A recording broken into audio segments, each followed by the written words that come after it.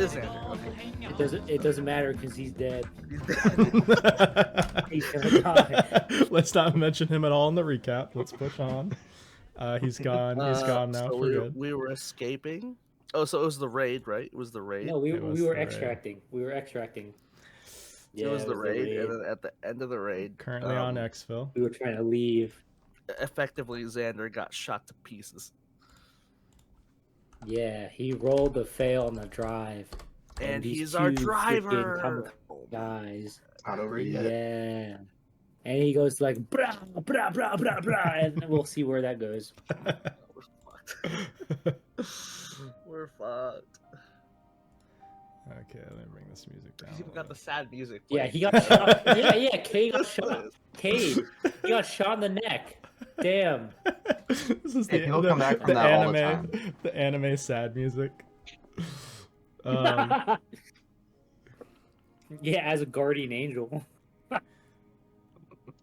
Honestly, I feel like that was a good enough recap. That was basically hit all the major moments. So I'm just gonna, unless you guys want anything specifically recapped, I think I'll go to the No, juicy. the guys are immortal, right? The Yeah. enemies? So you saw that at least the guy in the white hat. He's at the bottom right of the evidence board. This guy, Doug Thibodeau. Doug Dimmadome. I was laughing at that part when I was editing it so much. It's Doug Dimmadome. I knew it was Doug Dimmadome.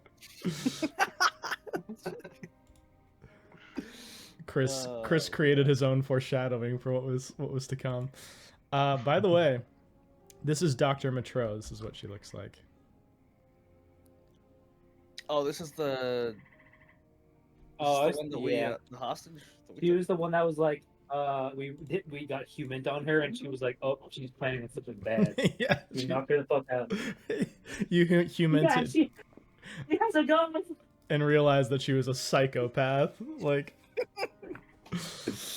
Oh, that's right. Oh, I did that. I did that. I think. Yeah. You guys have a group of soldiers with you called Falcon Team. There are 8 of them, and their leader is Bear. And One of them is down, right? yeah, one of them is down.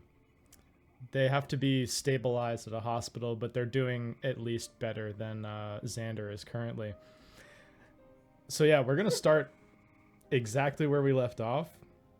No. You look over Crisanto, and since you're I've been shot too. I think. yeah, you've been shot in the shoulder, and you realize that the bullet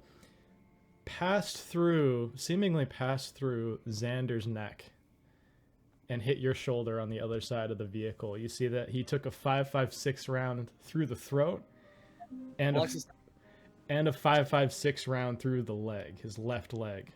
And he's now slumped over the wheel. And you see that there's his blood. left leg. Yeah, and you see that there's Oh blood. well, you What's up? piled a car with your right, so we're good. Well, yeah. So to sort of set the scene, right? The Dodge Dart right now is like currently careened over into a ditch. The wheel is spinning because his leg is still pressed down on the gas, but it's just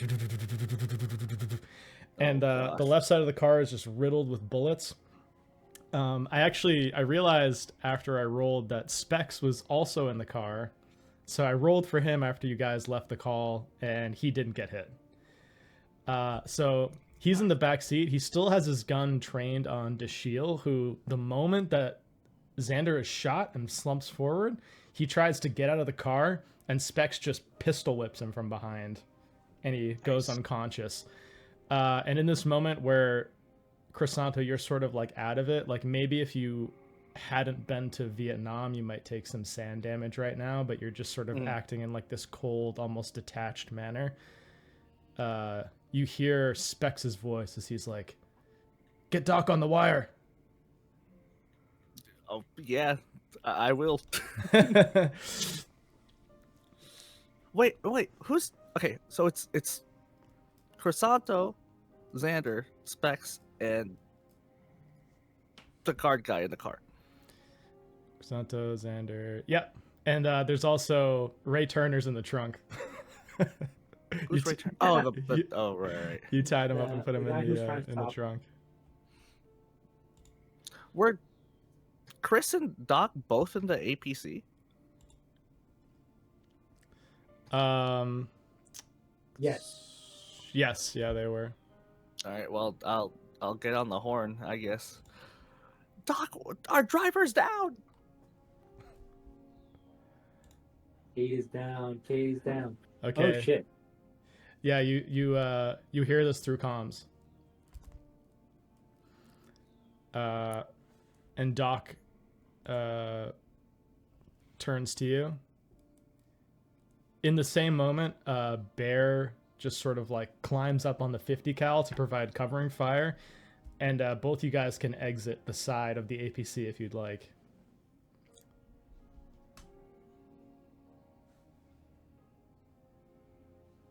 Yeah, I guess we got it. Oh god, this is so stressful. Remind me again how many people can fit in the APC? The APC can fit, I think, 12. But let me double check. How many that. of us are there total? 12. There's 8 plus you 3 is 11 plus 3 hostages is 14. Okay. Is the APC full right now? Oh, actually, plus 3 hostages 14. Yeah, the APC is full. But if you put someone up on the gunner seat, that does free up a spot. Because if they could drag, so we could keep getting away, if they could pull Xander into the APC, then someone else could take the driver's seat. We could keep running while they stabilize in the APC.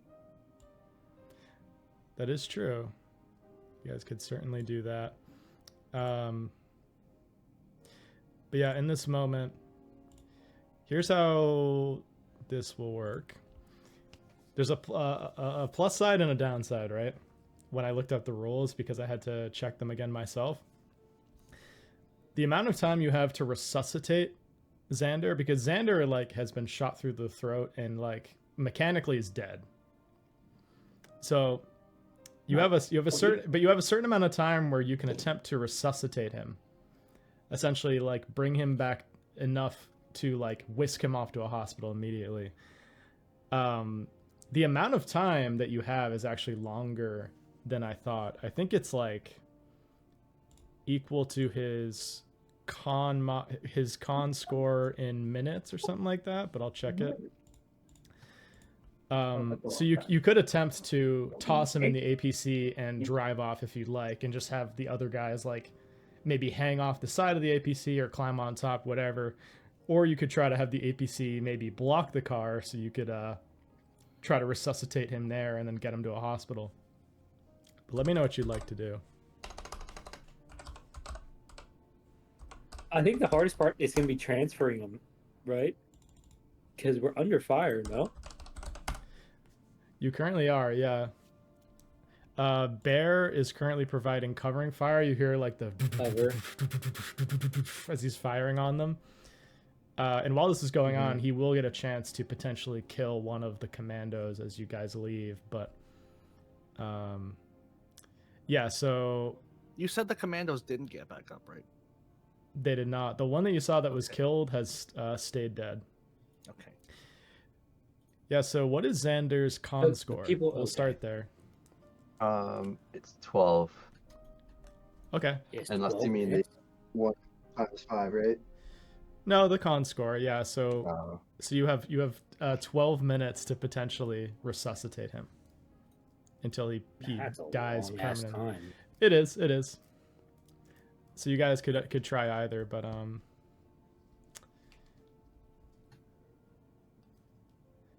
But yeah, while you guys think about what you'd like to do, I'm just gonna roll for Bear. I'm gonna see if he can take one of these guys out as you drive away.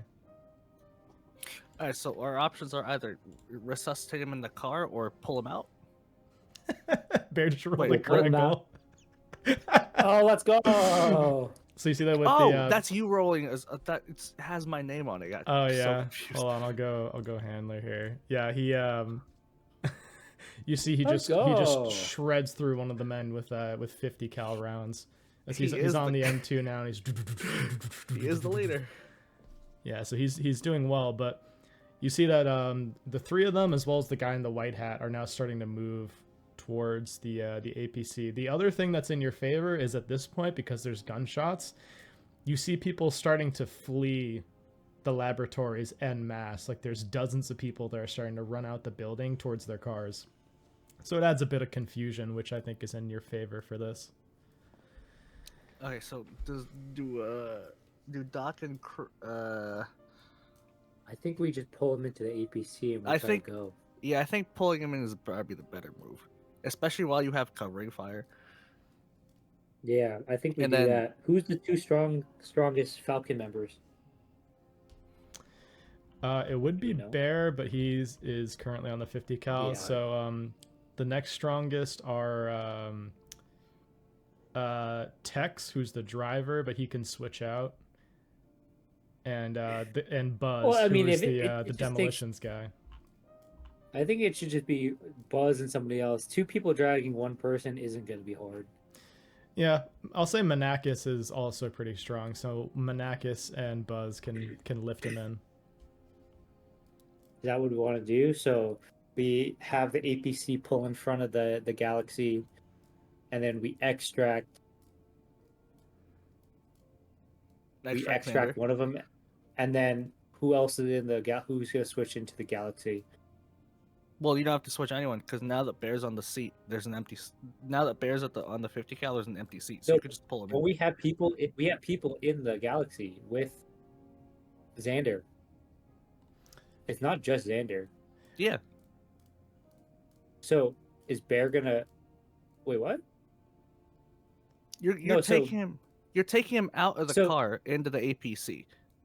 Correct. Right. Now the Right. Galaxy doesn't have a driver, but Right, there's so- two people in there as well. So who's gonna drive the Galaxy? Oh, it's I was gonna suggest what's his name, Tech, because he's not hit. Oh, sure. Yeah, that's what I was asking.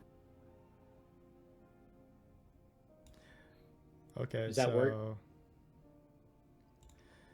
So you want Tex to drive the oh, actually this all implies that there is still functioning tires after you've been shot. Oh, So that's true. why don't you give me a luck roll?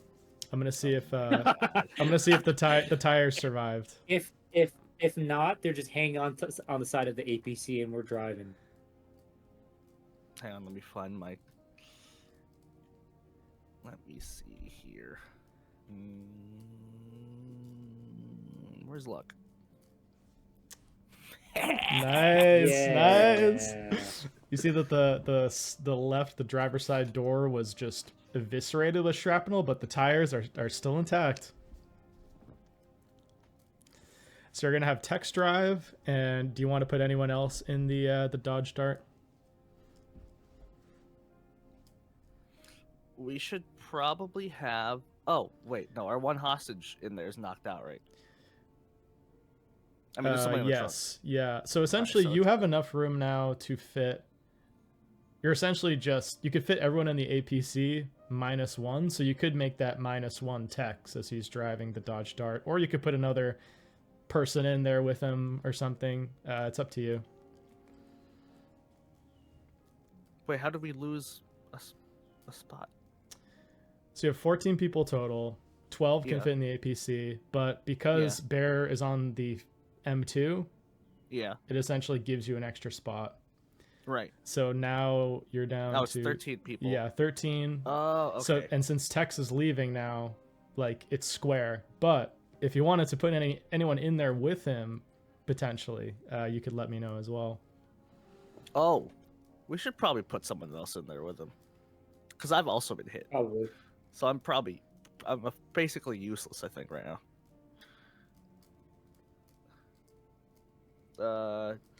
Who's a good shot? Besides Bear. Yeah, what about that sniper guy? Who's Oh that? yeah, put the sniper Yeah, in there you with could. him. Yeah, Sticks. Yeah, you could put him in there. Yeah, so Tex and Sticks will both go in the Dodge Dart. And we see this great scene as like the 50 cal is providing covering fire. You guys like come swerving in front of the Dodge Dart. and like quickly swap people and get a stretcher out. You quickly, Doc very like gingerly takes his leg off of the gas and like starts to lift his leg. You start to like cradle his head, putting it into a stretcher. And it looks really fucking bad. Like, just as a doctor, like, you know that this is gonna be hard to save his life at this point. He looks... Oh, shit. He looks at death's door. And it's at this moment that I'm gonna do something a little fun. Actually inspired by something that Vinny sent me. No, your definition of fun is not the same when it comes to these games. So before we make this extremely consequential roll, it's just gonna be one roll to see if they can save your life.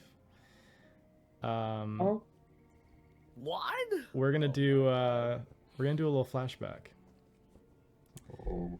What is a meaningful memory that would flash through Xander's eyes in this moment? The only thing I'm gonna have as a prerequisite is that it has to incorporate one of your bonds, who we're gonna name in this scene. Oh, all right. Let me go look at my character sheet here. It's him driving out of the used car lot with a passion wagon for the first time. Or Shaggy wagon for the first time. Flashes before your eyes. That could very well be the memory. It's up to you. No, don't use that. Christ. I'm thinking, okay, one of the ones I have is a friend from Vietnam, so I'm thinking like this would kind of like evoke memories of a firefight and like maybe like I got hit in the past or like got injured somehow and like my friend was carrying me out of the bush. Let's say his name's Brett. Brett, I like it. And we kind of have like a heart-to-heart, like, you know, I don't know if I'm gonna make it out of this place, but you know, I have him taking me out, so I feel really grateful for him. Yeah, and you see Brett in this moment. He's like this broad-shouldered, like barrel-chested guy. Has this like buzz cut haircut that has since overgrown into like this sort of like uneven patchwork, and we just see like his sweaty fatigues as he's just dragging you out from the jungle. And it's like very much in and out. Like we see this scene and then we see like bits of like blurry Dr. Cross tending to you as well, and like blurry images of Brett, like their two forms are almost merging. And we're gonna go to this final rule here. So, rule. Oh my god. Rules as written. This is brutal. Rules as written. It's basically, even if you have two people helping out on this, it's just the higher stat of the two people is what you roll against. What? Can't help. But there is a very common homebrew rule that I'm going to adopt, which is Okay. if someone has a stat above 50, they can add 20% to help. Because I think like a 50% is like you've been through like a college level education, maybe even a doctorate level education on like a given field. So Doc being a doctor, I think he can lend 20%. So you're going to have to roll under an 80% Dr. Cross on first aid to save his life. Otherwise, if you fail, he dies. So It's all against 80? you. Under 80. Oh. You can also push this roll if it comes to that, but if you critically I'll fail, he dies. I mean, automatically. he dies either way, so you know. Yep. So I guess there's no. So okay, two chances, boys. Give me a first aid. This is going to be under. Okay, remember 80. it's gonna pop up as a 60. So Yeah. always add 20 to whatever it is. All right, so go. Oh, okay. Nice. Let's go. We're good. Oh, Save my heart rate to my skyrocket heart. this day. All right. So what I'm doing is just shoving quick clot gauze into the neck, packing the wound, and then applying pressure on it, and then we're just saying, go. We're going to the hospital. Go! Yeah, and you see in this moment, it's almost like a slight bit of comfort. You see his eyes like flitter open, like he still has a bit of consciousness left in him. Christ on high. But it seems like he's trying to speak, and you're like shoving this gauze into his throat. But in Xander's mind, he's just screaming, Brett. His friend Brett. He thinks you're Brett. And he's trying to call out for him. But you're not out of the woods yet, Jimmy, I'm afraid to say. No. There's a chance you get a permanent injury from this. You have a colostomy bag now. I'll have you choose. You took 2 injuries. You took a shot to the neck and a shot to the leg. So you can you can well, first off, I'll have you roll a con times 5 roll. So you can just hit the Constitution button. We'll see if that succeeds. 1 times 5. Oh, All right. okay. Oh no. They're not good. All right. So you get to choose your neck. Well, you know what? I'm just going to have you choose based on this. You've taken a 5.56 round to the neck and a 5.56 round to the leg. And so I'll let you imagine what either of those could mean for consequences, but I'll have you choose which of the 2 shots was worse.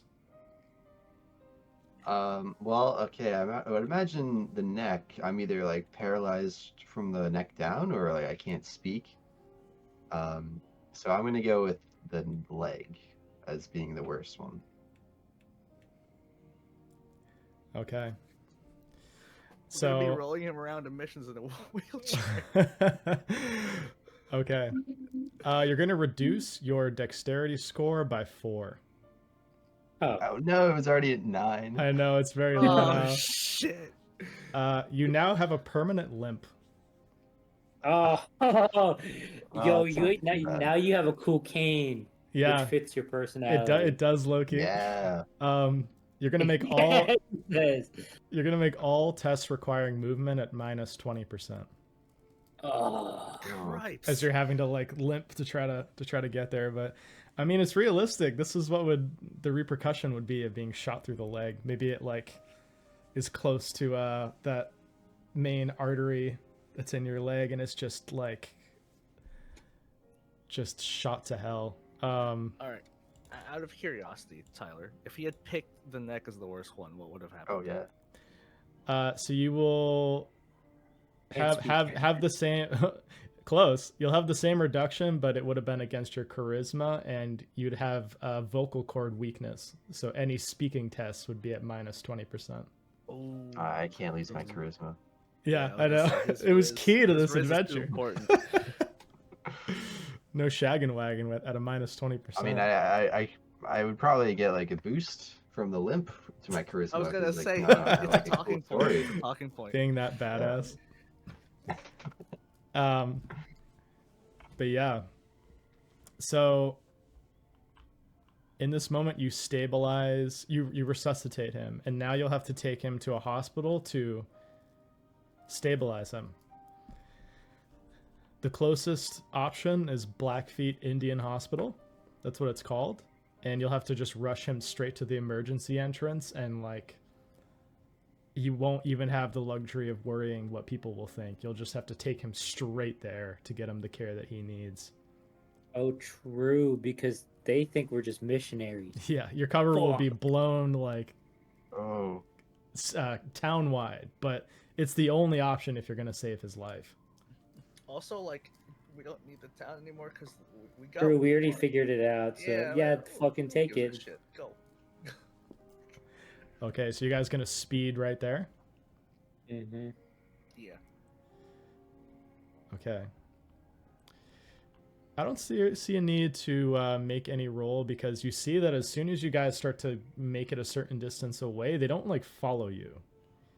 And kind of horrifyingly, you see that some of them stand by the entrance and start to gun down people leaving. You Oh, hear you hear gunshots, you hear people screaming, crazy. and it seems like these people are ruthless killers. That's Oh, that explains why the crazy. security guard and the dude in the white suit were like so terrified. Yeah. Oh, so they're the cleanup crew, literally. Yeah, it seems like it. And we just cut to you guys driving straight through the emergency entrance, knocking over some like signs in place as you just like take out the stretcher, and you see nurses and other staff rushing out. They place Xander on a gurney and start to whisk him away to the ER. Do you guys? Oh, wait, we gotta bring the other guy too. Yeah, he goes as well. Okay. But would Dr. Cross like to follow to the operating room? Is he going to I'd kind of follow stay a certain distance? What is he thinking? Yeah, I'd follow until they told me not to. Okay. I mean, I'm not gonna butt in. Yeah. I mean, Doc sort of like helps them with his guy, like getting him on the gurney, getting him up there, and there's sort of a step in the process where like they sort of close the curtains and start what they need to. So I'm gonna make a roll for this. This is just gonna determine if you regain consciousness today, Xander, or if you're still unconscious. So it's gonna be against 70 when I'm about to roll. Nope.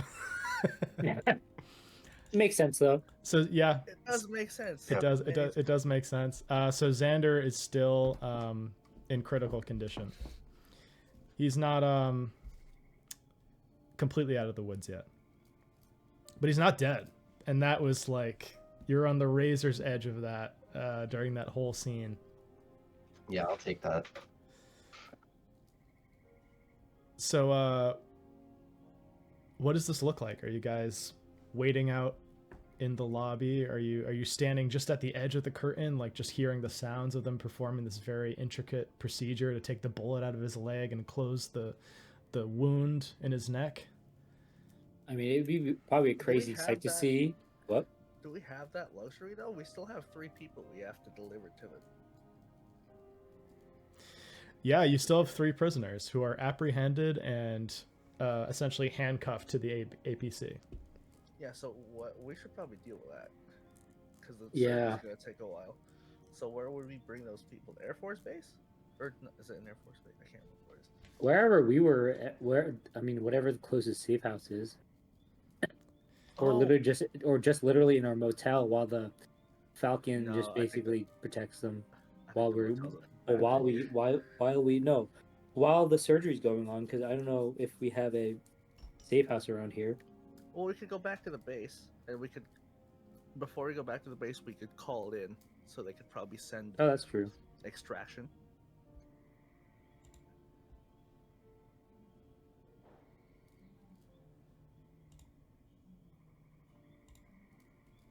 What's that? Okay. Uh, As you guys are talking, you hear the sound of sirens coming from outside. And you see the flash of red and blue lights through the hospital windows.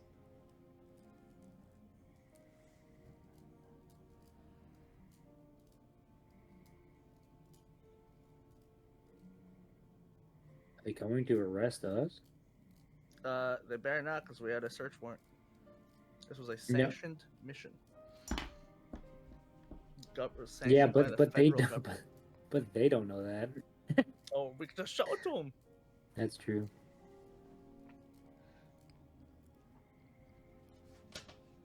What do you guys do? Well, I mean, we're not gonna run from the police, so one of us has got to go outside and explain things. Well, I'm not. Who's the charisma guy now? What's your charisma? Charisma. 50. Me too. Well, it's a 10. Yeah, mine's 10. All right, you go. Motherfucker.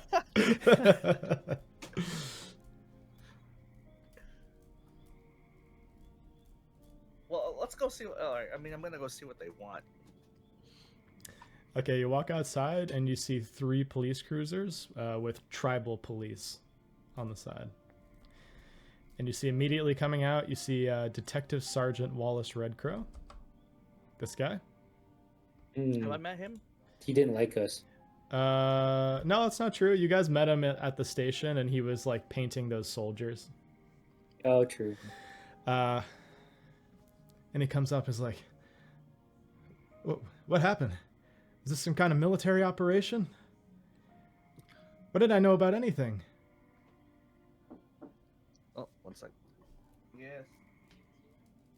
Eat first. Sorry. It was a very good time. All good. Wait, I'm the worst person to do this because the one session I wasn't here is when you talked to him. So I have no idea what this guy's about. Well, we could explain it away as like you were doing something else when they were doing this. So this is the first time maybe you're actually meeting him. Oh, so he doesn't know who I am. Yeah. Yeah, actually that plays into it. Yeah. He hasn't seen you before. All right, so effectively, yeah. It was a military operation. So what does Crisanto say? We had an incident that occurred whilst conducting a search warrant of that factory up the road. A few of our men got hit. That's why we're here. The gemstone facility? Why were you conducting a search there? Our the higher ups seem to believe that there may have been some illegal chemical operations going on. You want to see the warrant? We've got it. Yeah, I definitely do. All right, I'll show it to him. He takes a look, and seeing the warrant, like, he definitely starts to change his demeanor a bit. He's like, pollution? They're polluting the Milk River this whole time? Seems so. God damn it. And while you guys are talking, you just hear the sound of helicopter blades. When you look up, and you see there is this massive U.S. Army Sikorsky that's flying over, and it looks like it's trying to land on the top of the hospital. Oh, dang. You still have your walkie, right, that you've been using to communicate with people? Who are you asking? Crisanto. Yeah, I mean, I never left it anywhere. Okay, yeah, then you would have heard, what's his name? Manakis over comms. As he's like, that's ours. I called it in from the air base.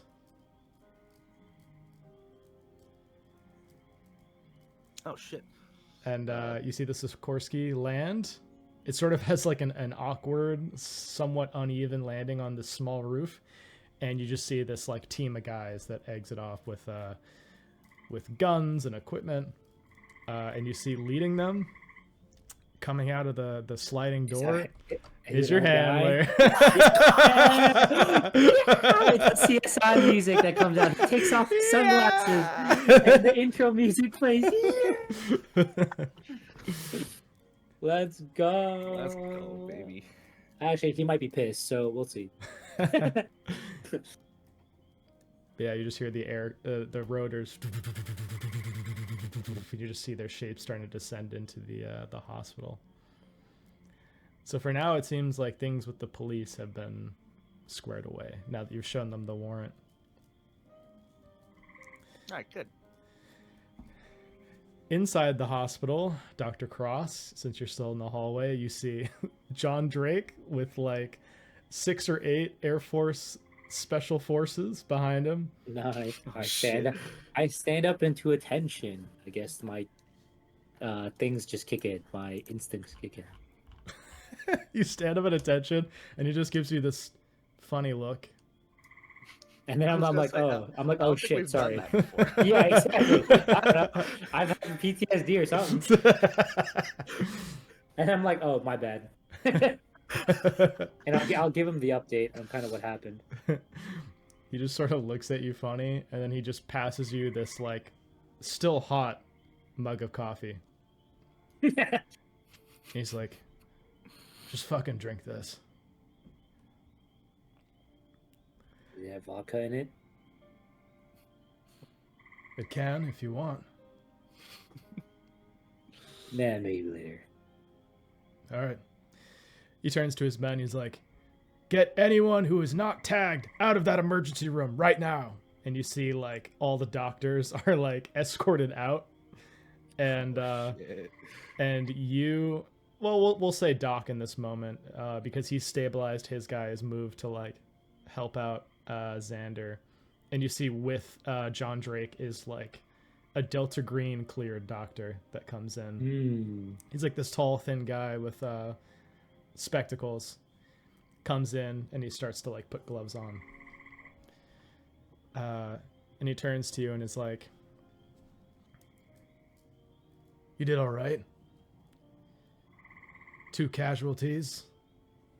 Limited exposure. That will get you stripes. Make sure to tell him about the 3 informants. Yeah. So how would you Well, like yeah, to inform him? Like, what would you like to tell him? Would you like to tell him everything? Tell him everything. We have no reason to believe it would be bad either way. So I'll tell him everything. I basically debriefed him on the situation. Like he gave me the coffee. We basically walked and talked. And I told him about the 3 informants. I talked him through the people, the kill crew. And The infinite res guy. Yeah, the Doug Dimmadome from the Dimmadome. Yeah. Doug Yeah, Dimmadome attacked you? I thought he was one of ours. Immortal Doug Dimmadome. He was one of our guys. He definitely seems most interested in the kill team and this other individual. And he starts off by being like, this kill team, they weren't security? They were someone else? I don't think we know. Probably. Well, they definitely weren't security because they came in as a separate force. Yeah, they came in on a helo and started shooting, basically. And then they started blasting. What kind of helo was it? Was it Black Hawk? I think it's a Huey, right? Was it a big It was black... a Huey. Oh. What? I'm clipping that. Big A Black Hawk. Excuse me? Hold on, I need to feed my cats. So it was a Huey. It was a Huey, Okay. yeah. A black Huey. And he asks you some other questions too. He's like, did they seem like foreigners? Russians? Did they speak any language you understood? I don't think we heard them speak. Okay. Yeah, so I gave him the debrief of the kill crew. Landed on the kilo. It was comprised of what, like 4 or 5 people plus the Doug Dimmadome? Yeah, so the This is canonical name now. Forever. It's gonna be Doug. Doug Codename Dimmadome. Doug. The Dimmadome has landed. The main things he asks you are they foreigners? Are they Russians? And did they speak any language that you recognized? Or if they even spoke a language that wasn't English? Did we hear them communicating us to kill them? To kill us? Did we hear them at all? You didn't hear any of them speak at all. I saw what they looked like through the scope. Did they look like, what do they look like? You saw that the 5 men that were in business suits that were accompanying the guy in the white suit all were blonde hair, blue-eyed. Appeared to be in their mid-20s. The guy in the white suit looked to be in his 40s. He was a shorter fellow, also with blonde hair, but it appeared more receded underneath his hat.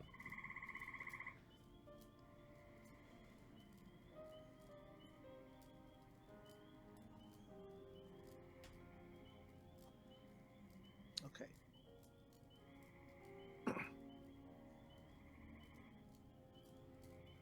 That's not really much to go off of, to be honest. Not really. There wasn't like a giant Russian flag on the helicopter or something. The Soviet theme music comes in as soon as they land. Oh, we should. Okay, at this point, is Crisanto in this conversation? I'm not even sure he is. I think he's still outside. We'll say at this moment you come in. Okay. You hear the fact that he's asking like, were they Russian? Did they speak any language? I mean, I'll just tell him what they looked like because I don't really have anything else to go off. Oh, also, they started annihilating the employees after we left. was a Oh massacre. yeah, true. Yeah, we saw them start shooting into the crowd. He's like, all right, well, at least we know that they're maybe European, Nordic, something of that nature. But we don't have any language to go off of. As far as I'm concerned, they're enemies. Enemies of the United States, enemies of its people. So if we encounter them at this site, orders will be to kill. Now, the sheer number of civilians at that plant is going to be a problem. Honestly, more of a problem if there are any survivors. So, Dr. Cross, you're going to have to use your EIS cover to make this a quarantine zone. Chalk it up to pesticides or some other chemical agent with the public. Sounds good. I'm right on it. I'm going to send in our duck soup team to clean things up.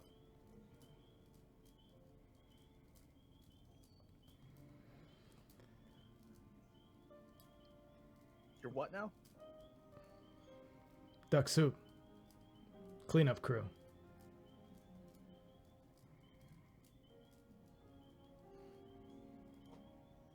You'll get used to our lingo with time. Right, just be a fair warning. Right. One of them doesn't die. Oh, haven't yeah. told you that yet. Oh, yeah. Yeah. That's right. You did tell him that. Did you see any... Did it have an effect on him? Did you see a blood, a wound at all when you shot him? Oh yeah, he went down. He just got back up after. Did it look like he died when he was shot? Did it look like he died, Tyler? I honestly can't remember. I don't know if Crisanto would know. No, it would be he would have to talk to the sniper. I forget his name. Yeah, Sticks. Sticks. Yeah, we'll say Sticks is there, and he chimes in that it appeared like he fully died and then came back. And while you're saying all this, John Drake is writing down in a notepad in shorthand a lot of things that you're saying. And he rips out the notes and passes it to another, looks like an agent of some kind who runs off down the hall up to the Sikorsky. And he says, the 3 captives you have, are they in the APC? They are. All right, good. We're going to moonlight them immediately.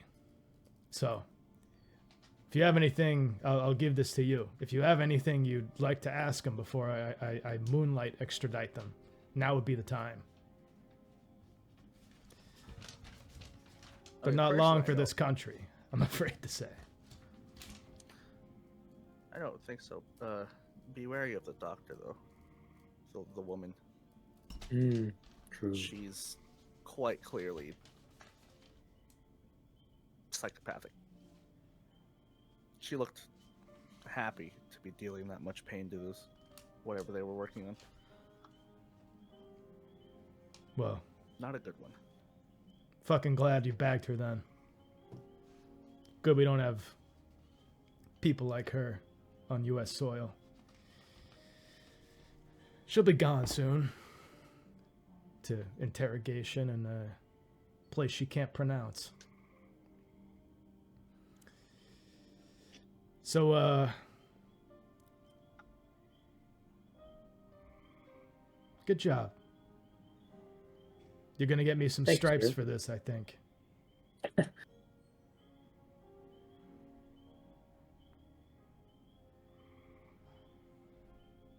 Now, is there anything else, or can I fuck off and enjoy this coffee? Was there anything else? I think that was it. That was it. I mean, I told him everything. I don't think I left out anything. So Okay. So we just see this shot of like these three people being led up to the Sikorsky. The wind is blowing in their face from the rotors, just constantly. We see like Dr. Matro's hair is like blown up by her head as she's like thrown onto the Sikorsky one by one. Each of them, Dr. Matro, Ray Turner, and Louis Deschille, thrown in. Bags are thrown over their heads. They're tied up, handcuffed to the seats. And you just That's see these. John Drake hops in too. He like lights a cigarette in the calm of the inside of the Sikorsky, and you just see the metal door close. That's actually such a sick scene. And you just see the Sikorsky start to take off, and it seems to turn north to fly into Canada. So, is there anything you guys would like to do at the hospital before we sort of cut to the resolution of this this operation? All right, high fives all around. Yeah, good job, guys. High fives all around. Hell yeah. No one died. Yeah, only 2 casualties. Neither were deaths. Well, besides the whole other facility that got shot up, but yeah, no casualties. On Yeah, our side. yeah, that you were responsible for. Very low. I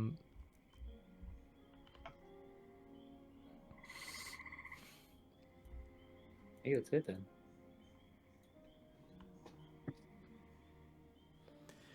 Yeah, you guys did very well, honestly.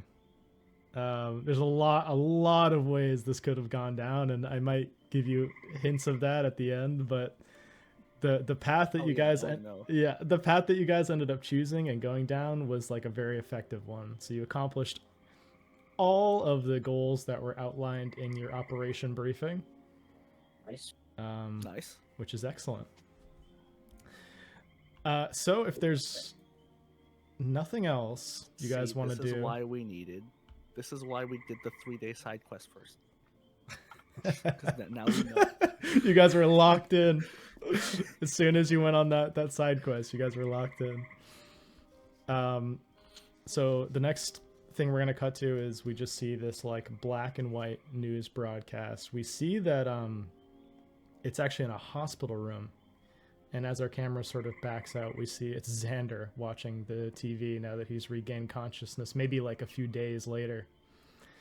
There's like this very like pale looking orange juice on a table beside him, and there's like some flowers. And there are 2 newscasters, a guy, male, a female. Male newscasters like,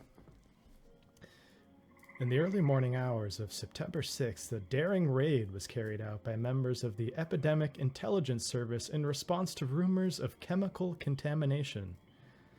The female newscaster is like, "That's right, Jim. West German pharmaceutical company Amalgamated Biocarb faces federal indictments after allegedly dumping toxic chemicals, including pesticides, into the Milk River, in what anonymous source close to the case called the chemical spill of the decade."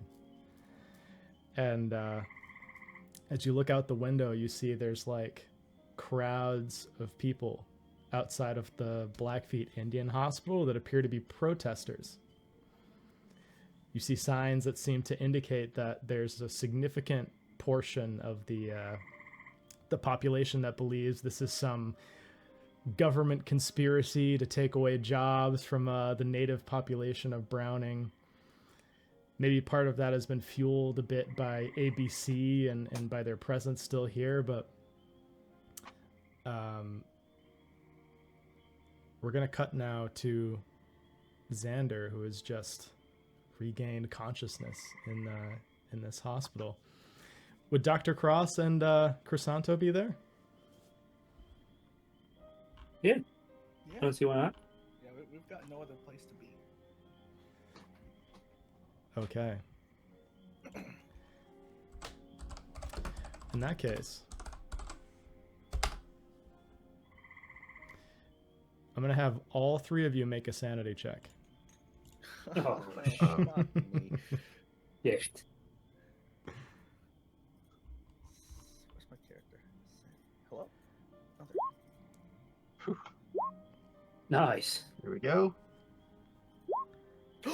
All right. Oh, wow. We all succeed. Okay. I'm just going to read this line of text from the rulebook here. After someone in your agent's Delta Green team undergoes a catastrophic trauma, such as going insane or being badly hurt, roll for a SAN test. Success has no effect, but if it fails, emotional attachments form between the team members.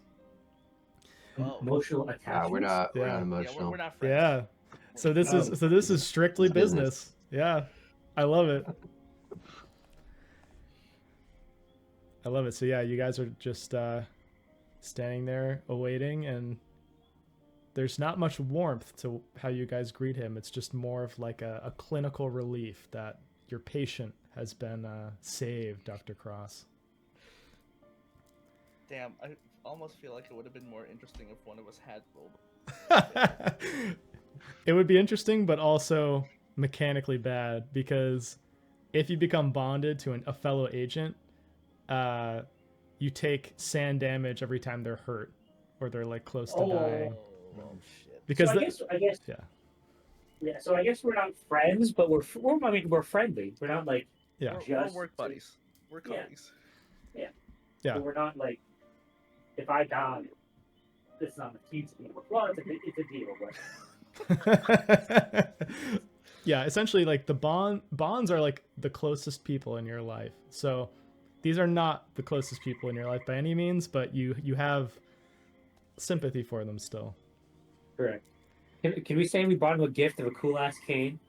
Yeah, well, I was gonna say, tell Yeah. me how this scene goes down.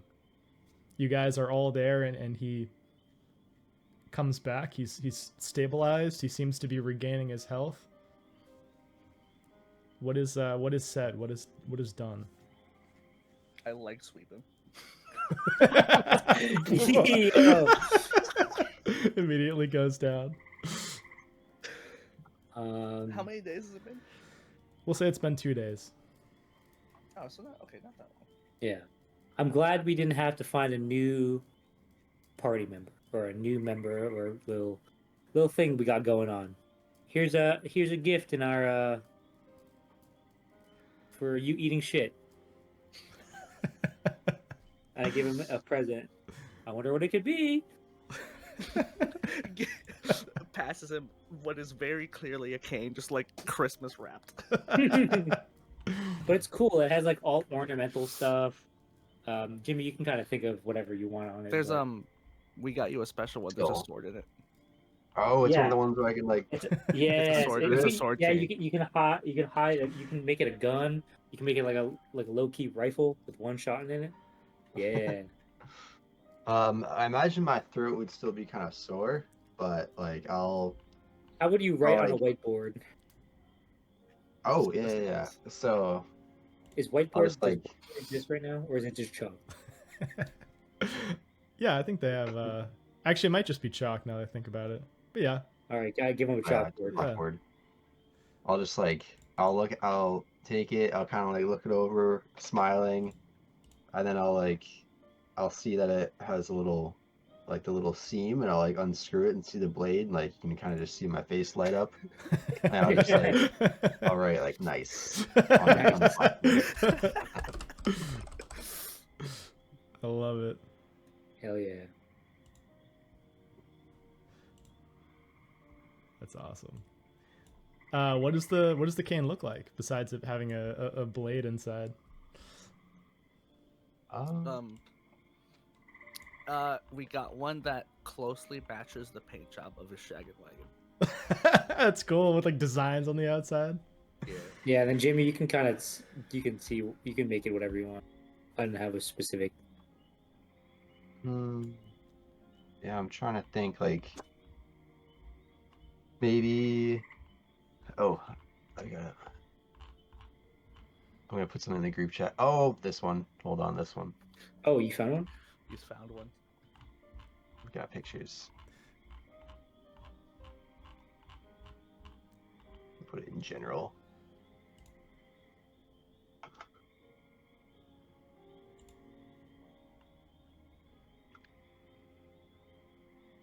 Yes. Some brass knuckles. Yeah. Yeah, that goes hard as fuck. That's sick. It kind of matches your character's glasses too, which is cool. Yeah, I was gonna say. Yeah. That is cool. All right, I'm downloading that for the episode so I could put that on screen.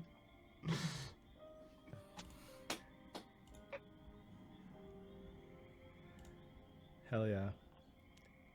Okay.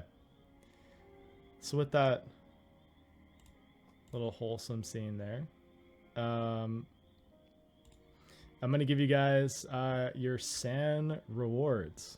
So basically, depending on how you guys run things, you might have like SAN rewards, which basically are like pluses to your sanity score for achieving different things in a mission, or you might have penalties too. If we suck. If you don't accomplish certain things. Jimmy, you might remember this from Call of Cthulhu. Actually, maybe not, because I don't think you were there for the first arc there, but they got SAN rewards and penalties for the first one. So destroying or okay, let me think. Actually, I'll show all the cards here for what could have happened. I think that's kind of fun as a player to know. You find out through the security footage you guys gathered, because you actually do end up like looking through it, because you seized it when you guys actually went in. There appeared to have been a secret lab that wasn't on the map, because you saw that on the security footage, it looked as though Ray Turner and Dr. Matro would disappear in one of the hallways. And it looked to be the hallway that she was in when you found her. So she was like just about to make it through the door of this secret lab when you nabbed her. Yeah. And it appears like there was some kind of trap, because if she was taking you to the Sapphire unit, that's like separate from this lab. But you guys successfully shut down the secret lab, so that's a plus 1d4. I'm just going to list them and then I'm going to tally them up at the end. Exposing or arresting Ray Turner, that's going to be a plus 1. Exposing or arresting Dr. Matro, plus 1. Preventing a sapphire spill, plus 1d4. Saving most of the gemstone facilities. Unfortunately, I don't think you saved most. I think most were gunned down, so I'm going to skip that one. Unfortunately, there is one. Saving Fiona Linway. Mm-hmm. That's going to be a minus 1d4. Oh, You hear in the news several weeks after your hospital stay that Fiona Linway has gone missing. we gotta find her, you guys. That could be a part of your downtime for sure. Let's do it. Side quest. So that's gonna be a minus 1d4 because you failed to save her. So she did have something to do with this. Um, Or she was just a witness or whatever. I think she just Yeah, was caught in the yeah. crossfire.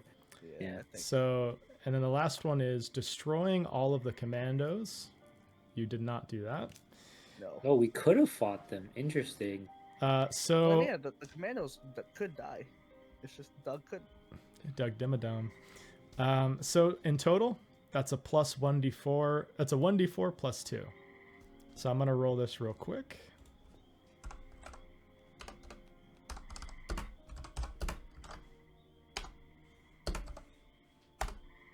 So you guys each get 5 sanity that you can add to your score. Whoa. What, we add that to the max? You add that Or to the your current. current sanity. Okay. Whoa, 65. 74. 61. Let's go. What is breaking point again now that I'm looking at this? It's so funny because like we haven't even encountered those rules, and in the other campaign, someone's already hit their breaking point and gained a mental disorder. No, no. I Oh. lost the other campaign. But theirs is much more like horror focused. So Oh, that's yeah. this one is more, I think, action focused, or maybe more intrigue focused, I'd say. So there's less of that, but yeah, brutal. I like the tone of this campaign. It's fun. Yeah, me too. Okay, so I'm just gonna bust out this document real quick. Yeah, so your question was about breaking points. When you hit a breaking point, you gain a mental disorder. So basically, whatever was provoking the sanity loss, there's like a table of different options. It says in the rules that the handler picks, but I think that's a little harsh. So if it happens, I'll let you pick as a player what you want. But there's stuff ranging from like anxiety and depression to like PTSD if it's like a combat sort of situation where you get it, and they all have like triggers, so things that will make them worse or cause them to come to fruition, and they're not fun to deal with. Doesn't sound fun. Yeah. But let me get the music here. So in a sec, we're gonna properly enter into the downtime mechanic of this game. So basically, like, the on time of this game are the operations that you serve, but there are large portions in between. So in this case, it's going to be a year's worth of time that's going to pass. Ooh. Oh shit. Oh, You guys will have a whole list of options to choose from that I'm going to actually send you. Although I think you might actually have access to these, because I think I sent you guys that document before. But maybe I'll just send you a screenshot anyway. Yeah. But before that happens, just as a way to sort of close this out here, I'm going to have you guys each give me a closing scene for your characters before we enter in this like year-long cutscene, basically. So, You mean like a separating or like individual? Individual. So as this operation comes to a close, like, what does it look like journeying back home? How is it settling back into your old jobs now that this is over? I guess I'll start first with Xander, since I think there's the most fuel there now that you have a disability, quite frankly, and a lot has changed for you. So what is a scene that you'd like to set that sort of is Xander at the end of this operation, transitioning back into his normal life?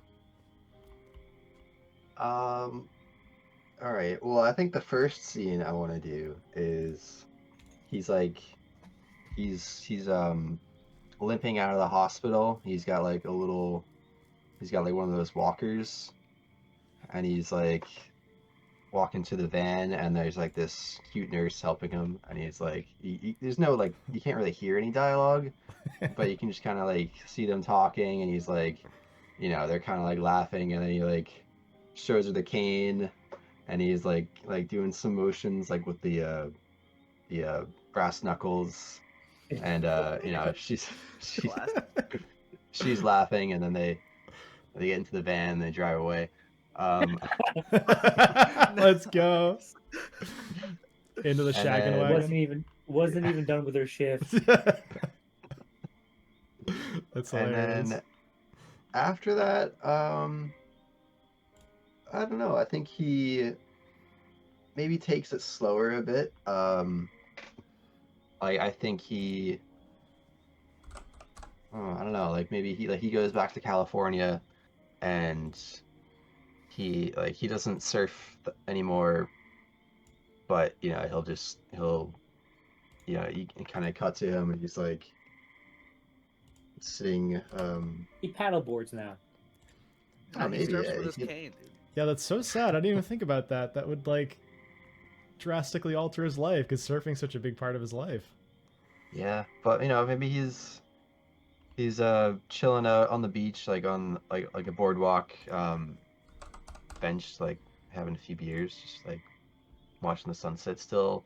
Like he's kind of taking in the scenery. He's not like letting it really, like he's not gonna like go down some like depressive episode like, oh, my life's never gonna be the same. But he's kind of He just hasn't trying hit his to, breaking point. yeah, That is he's true. fine.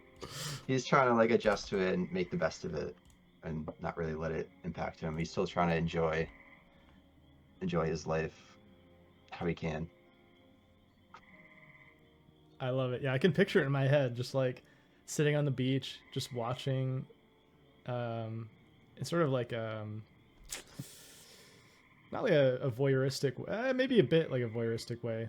I can't think of the word I'm looking for, but like, oh, you're living vicariously through the surfers that you're watching in the distance. There's like that classic California sunset shining off of the waves, and we just hear like the waves crashing in the background. And Yeah, he's just lounging around in his chair.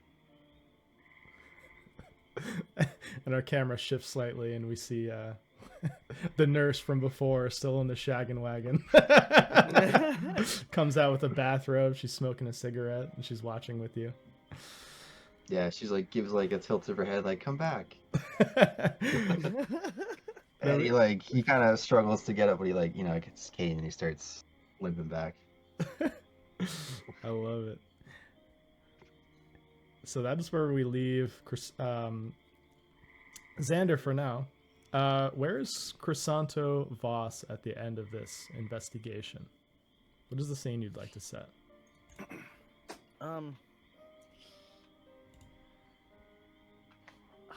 Well, he's obviously taken some time off, I think. But I think we'll just cut to him like just coming back into work that first day. After like, how long was this operation? Like 2 weeks? Not even. I think it was. Not even like a week and a half, maybe. I think it was 5 days total. Shit, that's not long at all. Yeah. You see him go back into work, he's talking to people, asking where he's been. He's just be like, oh, I just felt like taking a vacation. And then as you see him walk into his office, you see him take something out of his pocket and stick it on his door. And I'll put it in general. Let's go. Yeah, as you see him walking in to the office, you see him stick this on his door. Where the fuck's the picture of this?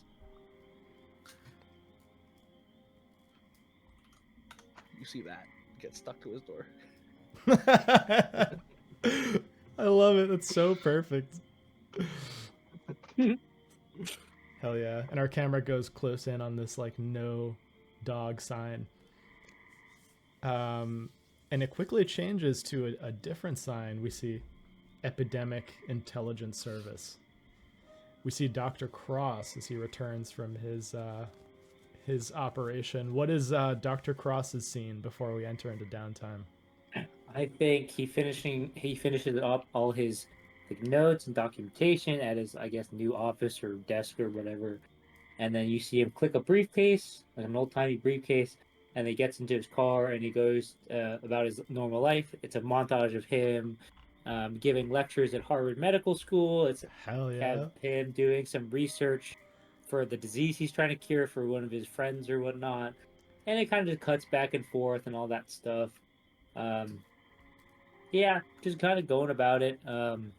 Brushing up on some more like continuing education for his stuff, brushing up on his firearm skills, just the normal day to day college Harvard professor type of deal. But other than that, nothing too out of the ordinary. Amazing.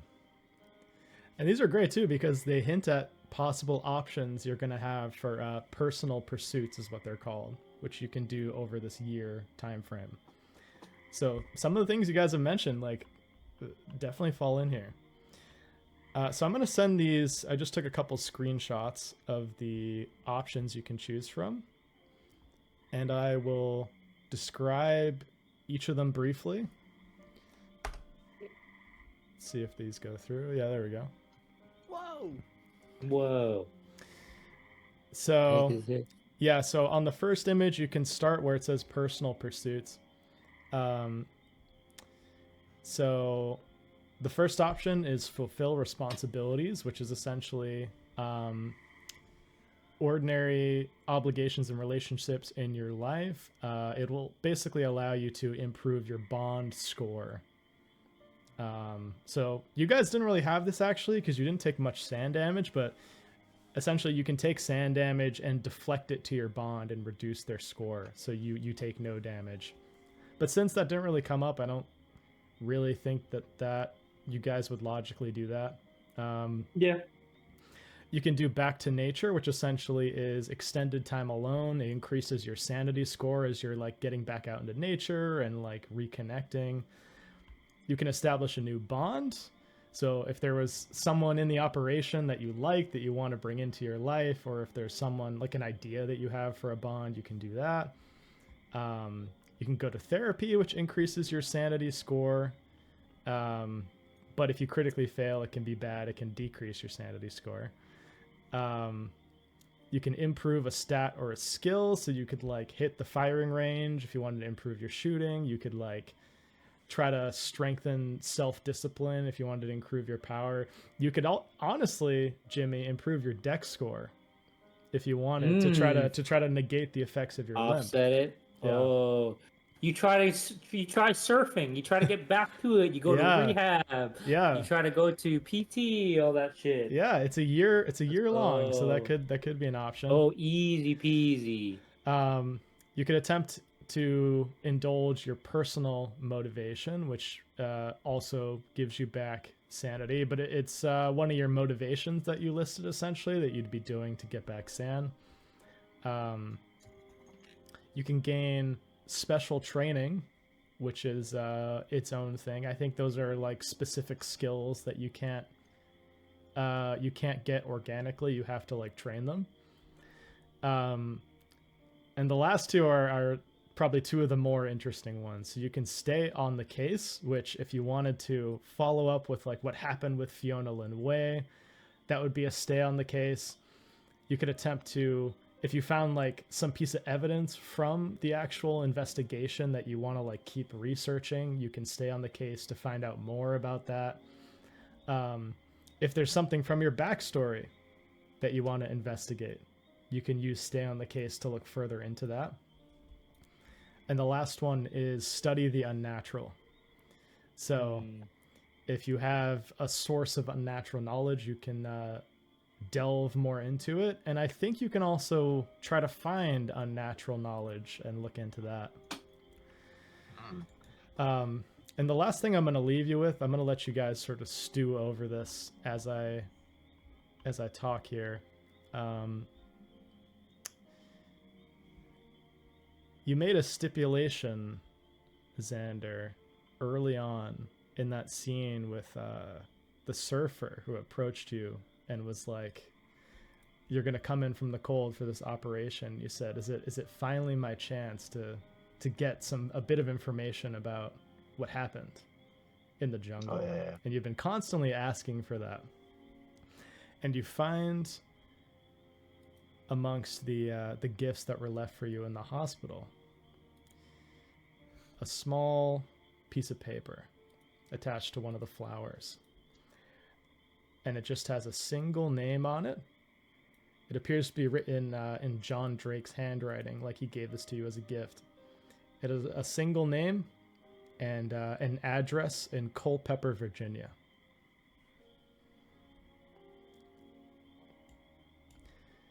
And this is the name that you find on the paper.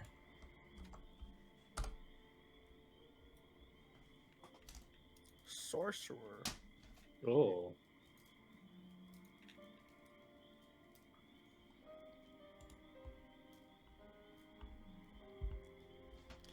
So that could be something you could use stay on the case for. You could attempt to look into Sorcerer. Yeah. But I forgot to mention that earlier, but that is something that John Drake does as like a thank you for helping out on this one and for doing a good job. So most of these things you have to let one bond go. Not necessarily. There's certain ones like they just reduce the value of a bond. Like the score. Yeah, and a lot of them don't even have any effect on bonds whatsoever. Like they just increase your SAN, or if you're doing training, it just improves This is your like, skill. for example, special training. This reduced one bond by one as you let other responsibilities lapse. Oh yeah, because that's more involved. Well, say improve skill or stats, same thing. Yeah, Stay on the case, same thing. I'm actually gonna look up. Fulfill responsibilities, same thing. Oh yeah, so I guess a lot of these decrease them. Yeah, if you fail, like establishing a new bond means that you bond reduce the value of one other bond by one. I mean, it makes sense. You're putting your priorities into one and not the other. So yeah, that is a big part of this system, is like where you put your priorities. For example, in the other campaign, I have certain players like Ryan who he's like, I'm not decreasing my bonds by a single point the entire time I'm playing, because his bonds are like his girlfriend and his young son, so he doesn't want to like fuck with that at all. But as a result, he's going crazier much faster than a lot of the other players because he can't like deflect anything onto them. Is he the one that's hit breaking point already? No, actually, that's Vinny, because his score was much lower than everyone else's. Why is that track? Yeah, he hit his breaking point, which was very scary. It was a scary scene too that had happened. Like this Delta Green agent that they found in this unnatural space was like dragged into the floor in front of him, and he was like freaking out. Yeah, that makes sense. Damn. Yeah. Holy shit. Yeah, theirs is a horror movie. This is more of like a thriller movie, I would say, that we're telling. I'm happy. Yeah, it's a good break, I think, for you guys. Yeah, I don't know if I can do another horror-based one. I was getting so stressed. Okay, so special training. So special training includes parachuting, skiing, scuba gear. You could do exotic hand weapons, exotic pistols or rifles, hand grenades. You could do lockpicks. You could do security systems. You could do fluency in like a rare language. You could do black markets. Deep knowledge of a subculture. It actually is kind of open-ended, so you could also propose something to me that's like extremely specific knowledge. Yeah. But that's what that means. So yeah, do you guys have any questions on any of them so far? So is this the case that's wrapped up, right? Like we don't have to pursue anything more if we don't want to. No, yeah, your job is done. But if there's something that's itching you about the case, or something. Stay on the case can also be used for like operations prior.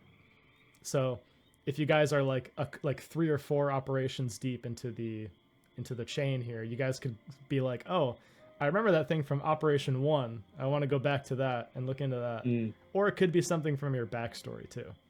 Like, oh, for example, with Crisanto, like, I want to know what the red fox means. I want to know who the people were that saved me and my companion. I want to know what we encountered in the jungle that night. Like, what was that? That can be stay on the case. Oh, that could be stay on the case? Yeah. Okay, I didn't know what to put that towards. Yeah. He's gonna do that, definitely. I think I'm also gonna do stay on the case. It's 2 stay on the cases. I love it. You know what? That's crazy because I was gonna do stay on the case. Let's go. I mean, those my. are the most. Those are some of the more interesting ones for sure. Stay on the case and study the unnatural. It can also be a fun way to explore, backstory stuff as well. That's great then.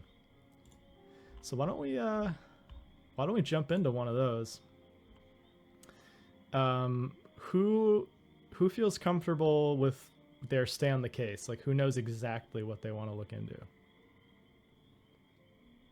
Well, I mean, I have my little note and my memories of like what I encountered in jungle.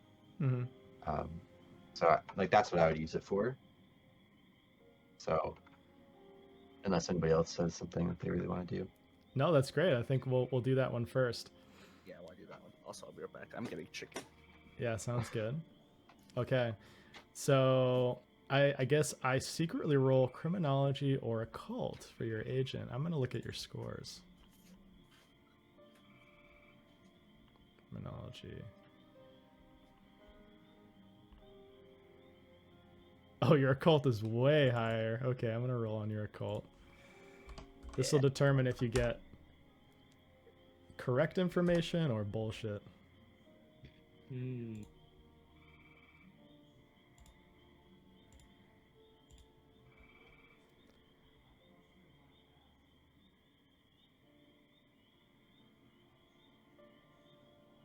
Oh, okay. This is very interesting.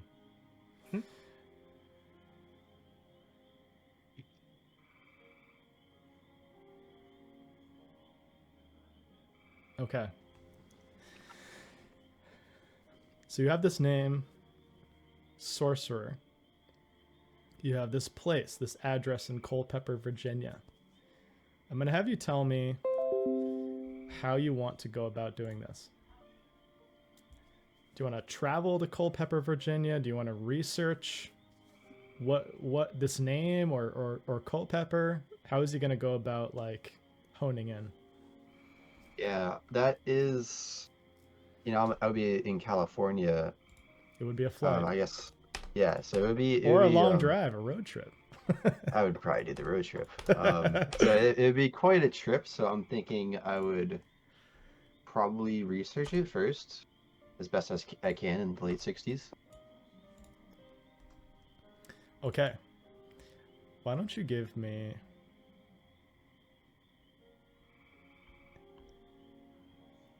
Oh, this would be interesting. Just give me an intelligence check. That's up in your statistics.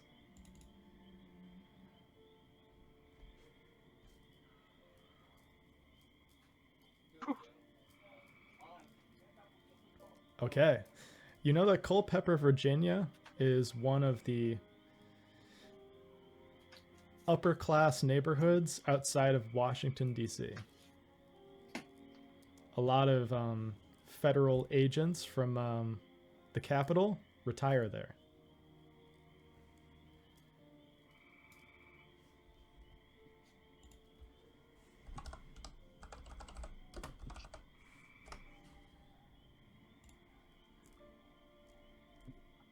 You said it was for the agents or the politicians? Both, but Yeah. just a lot of Mhm. people in government like to retire there. It's not far from DC, and you see their town motto, and one of the books you're reading is "Preserving the past, embracing the future."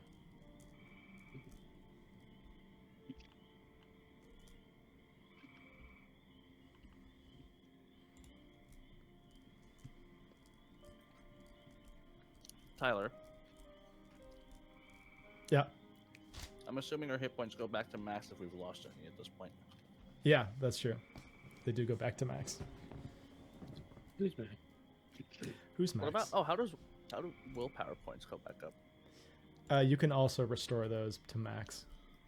Sick. I only Yeah. lost one game, so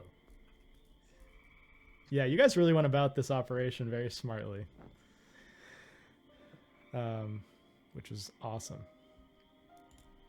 Yeah, so that is what you learn about Culpepper. Would you like to road trip it out there? Would you like to do any additional research before you go?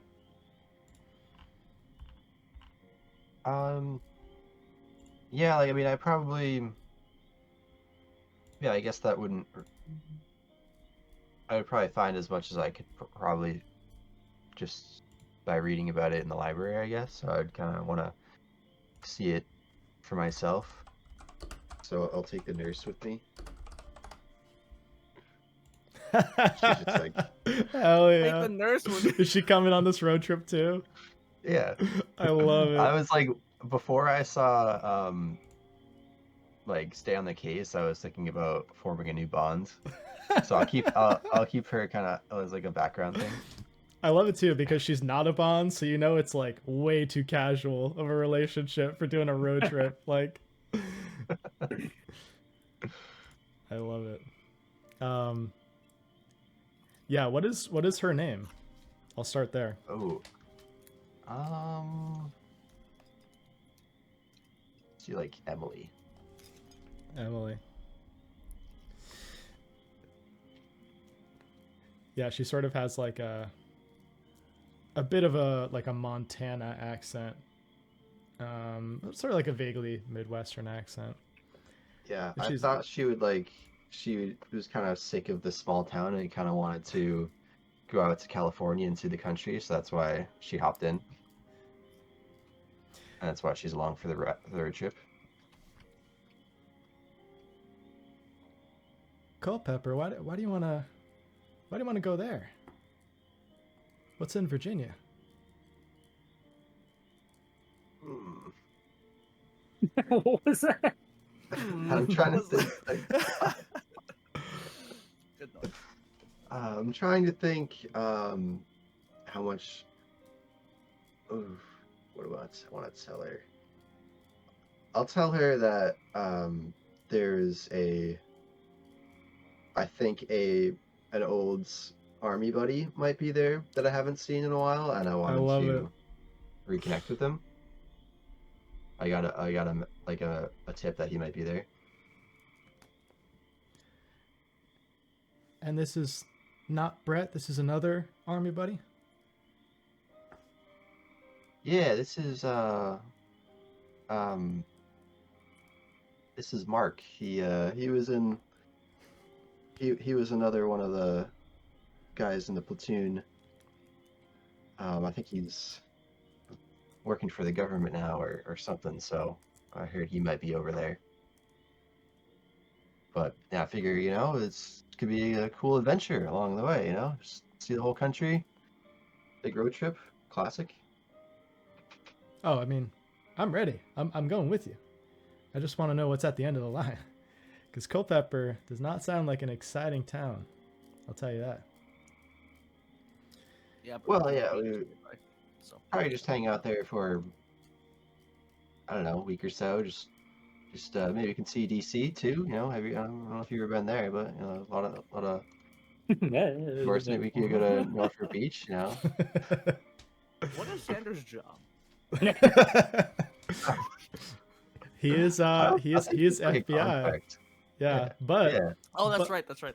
but it is a road trip, so he could take off like 2 weeks or something and do this over the year Yeah. period. But yeah, so you and this you and this nurse Emily, head out across the country on this road trip. Maybe there's different cutscenes of you guys at different like monuments taking pictures and like classic '60s cars going by. But you finally, after about 7 days, pull up outside of Culpeper. It's this smaller, sort of sleepy Virginia town. You pull in, it's sort of like a valley that's sort of flanked on either side by like taller mountains. And then as you get more southerly, the mountains get larger, the roads get windier, and the tree lines become much more pronounced. But here at least you pull in and it's just like a very like pleasant main street. Classic American style. You see like people going into like general stores. There's like a general store on this street. You see like an old movie theater and like, you know. Actually, I'll ask you this: what time of year are you going?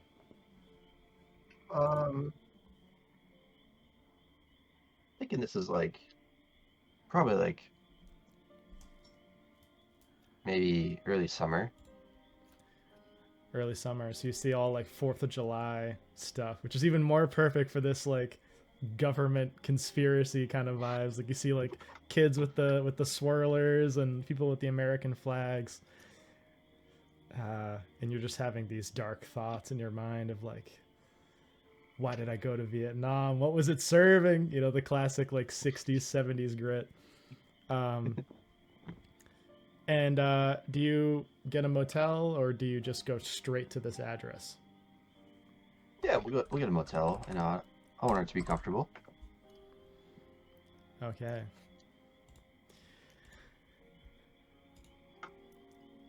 You find a hotel or a motel.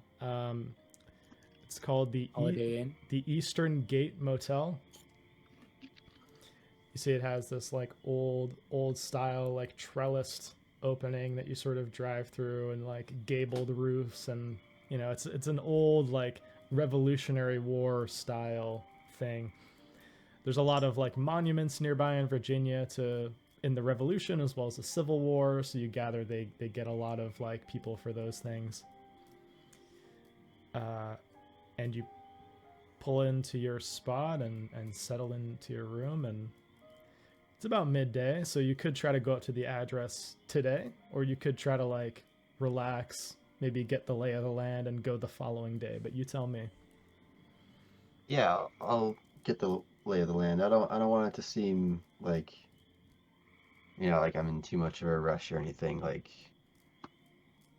yeah, maybe I'll kind of go around the town a bit. We'll get some lunch. We'll sightsee. We'll get some dinner. Just see what the vibe of the town's like. Nice. Why don't you give me, I think this will be a human roll, just to get like a vibe from the town of what's up.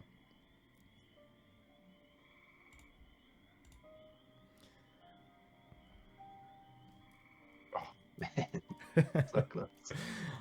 I think the 4th of July festivities are just like front and center, which is for good and for bad. Like you just can't get any sense of the natives of this town because it's just so flooded by tourists and by like people just there for the festivities.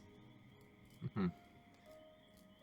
And at one point there's even like the loud sound of like firecrackers that kind of like gets you on edge. Like they sound almost like gunshots and you sort of like tense a little bit. But you look over and you see kids playing with firecrackers, and it's nothing. But I'm gonna make a roll to see if Emily can tell that you're on edge and that you aren't just meeting a friend. So I think that would be interesting and not impossible. I'm gonna give her a 60 in human because I think she's pretty perceptive. No, she does not. So she turns to you and she's like, There for the ride. "Isn't this just wonderful?" Sounds about right. Yeah, it's very festive. Great town. And you see what I will give you, even though you got a failure, you see certain people that are in this town appear to be followed by, black sedans wherever they go. They get a table at a restaurant. There are like another group next to them in black suits that are also sitting down to eat. Some probably high-level people in government here. But you guys find a restaurant, you eat, and things are mostly pleasant, although you are still a bit on edge. Would you like to go back to the motel for the night, or would you like to try to go out around sundown to try to find this location?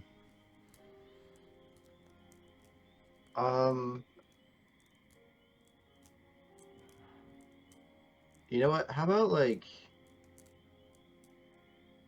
what if like we go back to the hotel and then I kind of just like go out on like a little night drive, I guess sneak out. Oh, that's cool. That's sick. Yeah, so you leave her there. And you head out. And we just see your headlights that are sort of just exposing parts of this like dark Virginia countryside. You head up to the address described. It's this long drive that goes off of one of the highways, like into the mountains, basically. And you come to this remote home. The lawn looks overgrown. And you see, like, it used to be maybe like a goat farm of some kind. There are like painted goats on the side of the house, and like it looks like there was some sort of enclosure, but it's since overgrown. And like feeders that have been, you see like maybe there used to be food in here, but now there's not. All the lights are off in this colonial style home. The windows appear to be covered in dust. And the house appears like it might be abandoned. But you do see a name on the mailbox. This is what the name on the mailbox says.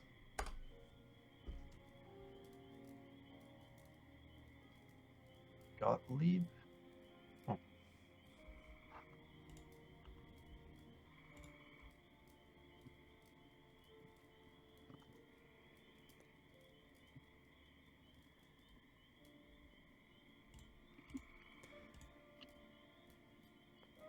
So, when I rolled in secret for you, I rolled a failure.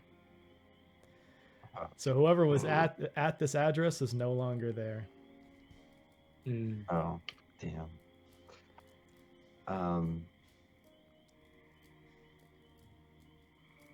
Can I still like look around?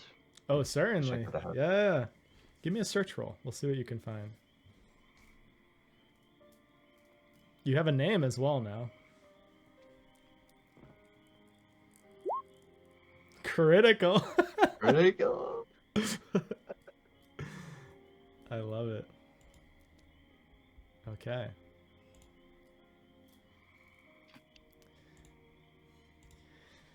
Yeah, so you find a bunch of stuff actually. You see inside what looks like a bookshelf that's full of a lot of medical texts, some of which appear to be in Hungarian as opposed to English. So you gather this is probably a Hungarian immigrant. A lot of books on speech therapy, but even more so, a lot of books on psychology.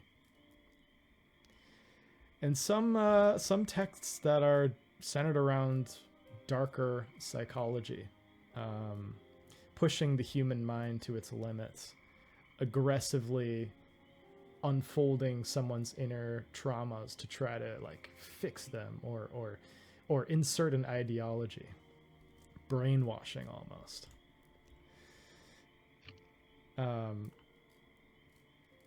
You find religious books. It seems like this person was a Presbyterian at one point in their life. And otherwise, you find just a lot of really idyllic Virginian knickknacks. You see there's like a carved wooden horse on one of the windowsills. There's like very very ornate china in a lot of the cabinets, like classic Americana style. There's like a wooden table, and you see these old like dust-filled glass jugs for like goat's milk. It seemed like whoever this person was retired into like a very simple, wholesome lifestyle after their career in Washington. Does it seem like is there stuff that's like left out, like as if somebody like disappeared suddenly, or is everything kind of more like put away? Yeah, with your critical, it looks like someone disappeared suddenly and this was just left. You even Ooh. find bits of like and this smells pretty horrible, like ancient rotted food in the refrigerator. There are like bits and scraps in the sink even. It looks like with your critical, someone hasn't lived here for 8 months and it's just become overgrown.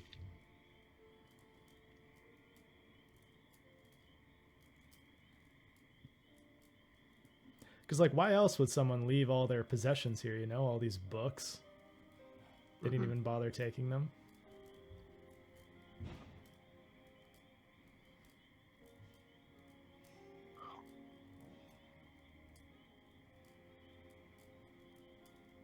Okay. So I'll let you think on that for now. You know, we have all this that we've uncovered. There might be more that you want to explore in Culpeper, but for now, I think we'll go to one of the other two. So do either of you know what you guys would like to do for your downtime? Do you both want to still do stay on the case? Well, I don't know if Yeah. it would be stay on the case, because that was some like creepy shit, yeah. Because I would be like, medicine worked for a little bit, but why the fuck did that guy not die? Yeah, Yeah. yeah, very So true. I would have been, I would have either, I don't know, you can use your discretion whether it's stay on the case and be like, if it's more medical based or like breakthrough based, go like stay on the case and like let me study that Doug Dimmadome. Or if it's not, and he's like, oh, he's gonna go more fucking study the unnatural. Well, you tell me, because I think studying Doug Dimmadome, I love that that's his name now, Codename Doug. and studying the unnatural, studying Doug Dimmadome, I think would be stay on the case. Studying the unnatural, I think would be studying the compound, and perhaps any history it might have, or like different, if it appears, if it pings different like research items for you. Yeah. I guess I'll study the natural. Okay.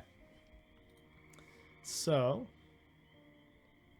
you're first going to choose one bond to reduce 1d4 as you start to let your friendships lapse, as you start to become obsessed with this compound and finding more about it. Yeah. And I'll have you tell me, if you haven't named them, what their name is as you decrease them. Which is even more brutal. I'll do. Oh, this is there.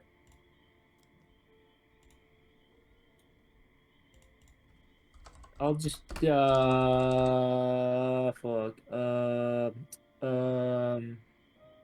Fuck. I'll do the my Harvard medical class. I'm straying away from medicine. Okay, so I have to do 1d4.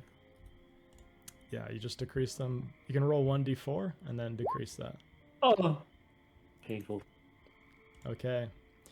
Yeah, so you miss. We'll say this year is a big reunion for them, and you miss it. You decide not to go. And you're pretty close with some of the people in that class, and you're close to a breakthrough on this research, and you just can't go. You can't spend the time, even if it's just a day. You can't spend it away from the research you're doing. It's too important. So let's see here.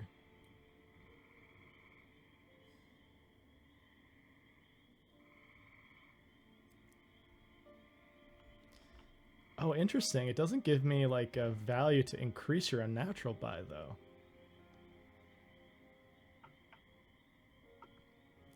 well,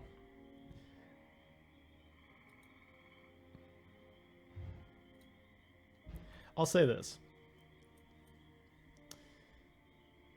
What is your unnatural score currently?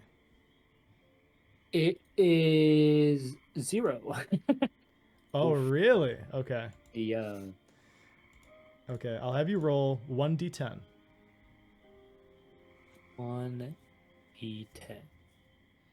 Oh. Oh. Okay. Oh Christ. So you can increase your unnatural by 6. So now you're at 6% unnatural.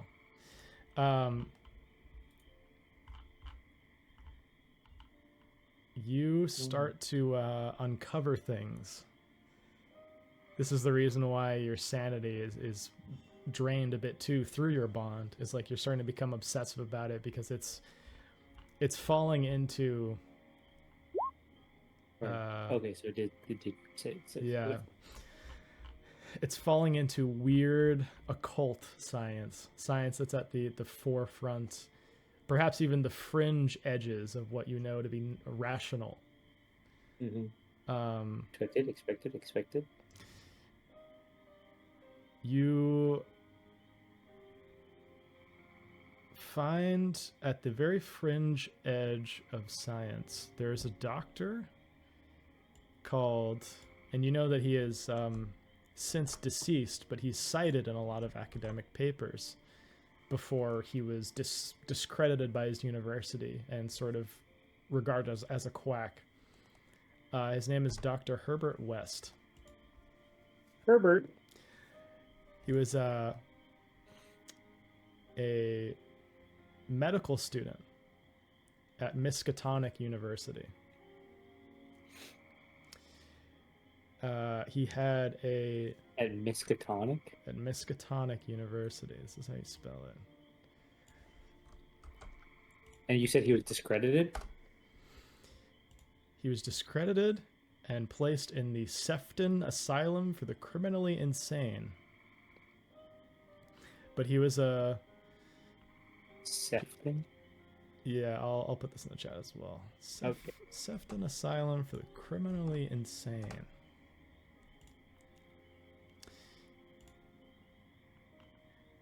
And between the accounts that were actually taken of his stay at the Sefton Asylum and his experiments that he conducted, they sort of concern his work in Flanders during World War I as part of the Canadian Expeditionary Force, which it seems like he was serving as.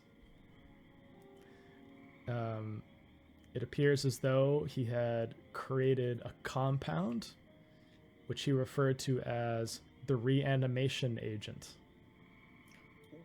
Whoa. Whoa. It concerns the revivification of dead tissue. And he performed this on members of his Canadian Expeditionary Force that died during World War I. And he claimed to have revived them. And up until now, this would have sounded insane to you. But the formula for the compound that West was dealing with in the 1920s and 1910s is the same that you analyzed from this laboratory in Montana. Dang. This was also mirrored by the research performed by another quack doctor, this one from Spain. Very similar story, so there's no need to really fill you in on the details, but his name was Dr. Javier Munoz. So these two were researching the same thing around the 1910s, 1920s, and West was the more popular of the two, but they both seem to have called it this like reanimation agent that they claimed could bring folks back from the dead.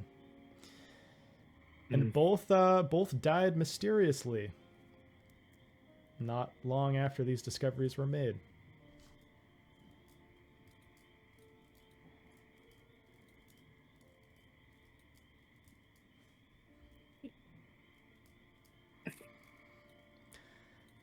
the last thing I'm going to give you is that you find reports. This is probably 2 or 3 decades after both of these research reports from these doctors. This is from the 1940s. You find scattered bits and pieces of Russian soldiers' accounts on the Eastern Front that seem to claim that elements of the German East Army, by their reports, through black magic or witchcraft, seem to be using their dead to fight the Russian soldiers advancing on them.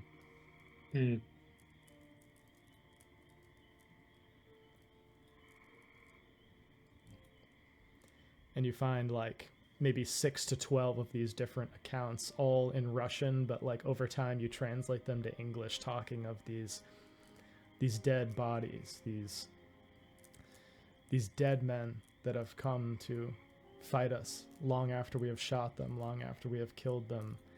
They don't stop. They are eternal. They are like Koshe, who's a deathless sorcerer from Russian legend. They are like Koshe, they say. They are deathless.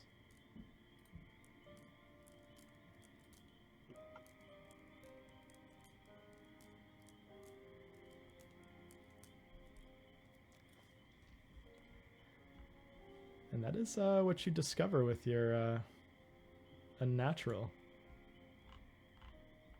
I think that's a great avenue. I'm glad you looked down that. You got a lot of information there. Spooky shit. I'm gonna slowly drift away from medicine. I'm gonna be corrupt. Oh yeah. And let's go next to Crisanto. Would you like to stay on the case? Yeah, except he doesn't really have a concrete lead to follow, though. Well, what are you thinking? Is there like a general thing you'd like to look into? Is it about the mission? Is it about your personal life? What do you? He wants to know more about the Vietnam situation.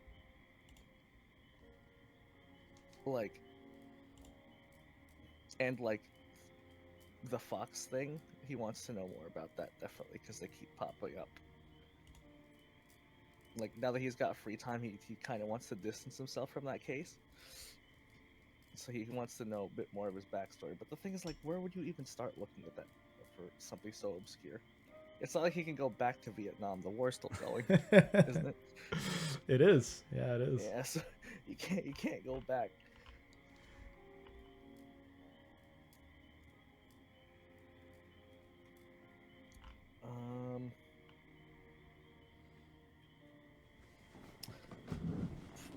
Okay, where does his spotter live in relation to him? I actually never decided that. You tell me. And why don't you give him a name as well? I know, I've been thinking of it this whole time.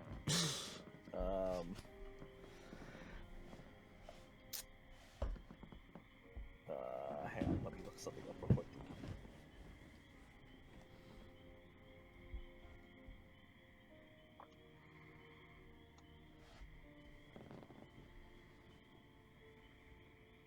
Let's go with Ethan. I think Ethan's a good name. Ethan. My brother's name. Is it? Yeah. I can switch it if you want. No, that's totally fine. Do you... The first one that popped up. Yeah. So, your spotter, Ethan. Where would you like him to live in regards to you? Because I'm in California, right? Let's say that he's from Vegas. Oh, that's fun. I like that. Okay, so he's in Vegas. Yeah. What does he do for work? You know what? Crisanto doesn't know. He doesn't talk about it. They keep in touch via letter, occasionally. And he just hasn't Um, mentioned it. He hasn't brought it up. Okay. So He does have an address though, so maybe he'll go pay him a visit. okay, yeah, that could be a start to this. Yeah, we'll say that's your route for the stay on the case. You'll see if he has any knowledge of it or even like a lead that you could go off of. Yeah. Um, I guess the first thing I'll ask you is, what does Crisanto think he knows of what happened? Like, was he rescued by an element of the Marines? Was he like completely out of it and woke up in some strange location? Like, what was the actual nature of the weird event? Did he see creatures? Like, how specific is his memory of it? Oh wait, I have this written somewhere. I did write this down.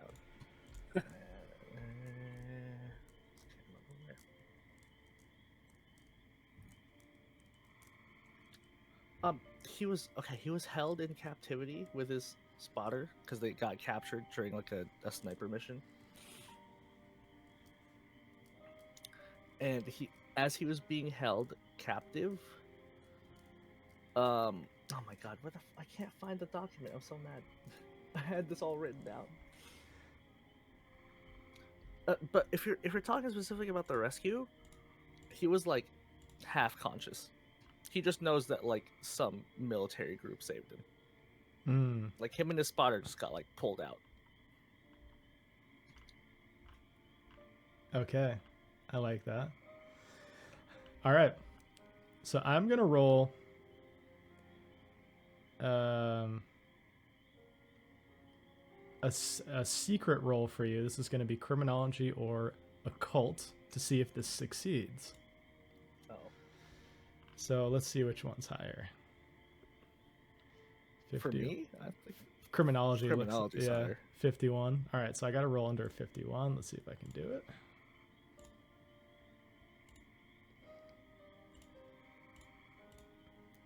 Okay, so are you going to drive to Vegas or are you going to fly?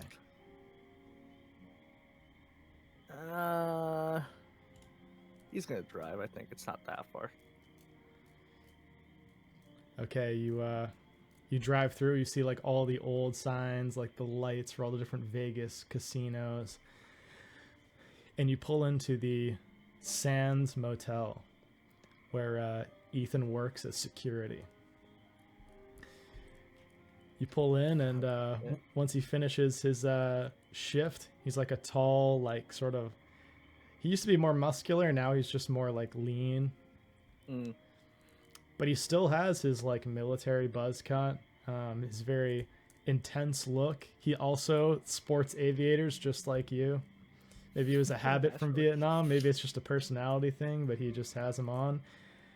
And he comes out. It's like, what's up, Chris? Man, you haven't changed at all. A bit. Want to Still go? got the buzz cut going. Oh yeah. I mean, the fuck else am I gonna do for my hair? You know, I don't got much of it left. But easier to hide this way. You want to go shooting, man? Yeah, been a while. I do have my gun on me. I did bring it. I've decided right now. Yeah, instead of taking you to a range, he just takes you out into the middle of the desert. And there's just this, like, a bunch of cacti in the distance. He takes out a rifle from his sling bag. Or actually, maybe he helps you take out yours first. And just like the old days, you guys are up on, like a ridge. There's a cactus in the distance, and he's, like, helping you adjust for the wind and the He's drop. spotting. Yeah, he's spotting. He's spotting. And just for fun, why don't you give me a firearms roll, see if you hit it. Oh boy.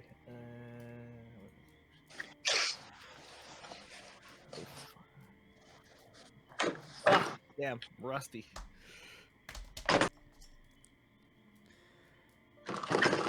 Oh, yeah, he just like shakes his head and like whistles. He's like, damn, you shoot like shit now. Yeah, tell me about it. Fuck. I mean, they got you up at that pencil pusher job, right? You're what? Postal now? Postal inspector? Yeah. Yeah, That's it's the probably easiest why. job to get out of the military. Yeah. Well, probably just as easy as security. But you know what? You know what, man? They keep me sharp. Because I'm always looking. I'm always seeing who could be a problem. It's not too different from, you know, not when we were out in the bush, but when we were back at base, you know? Who's going to be a problem? Who's going to lose their shit? Good. At least one of us is keeping our skills sharp. Alright, you spot me this time. Takes out the gun, and now would be the perfect time to ask him something if you'd like.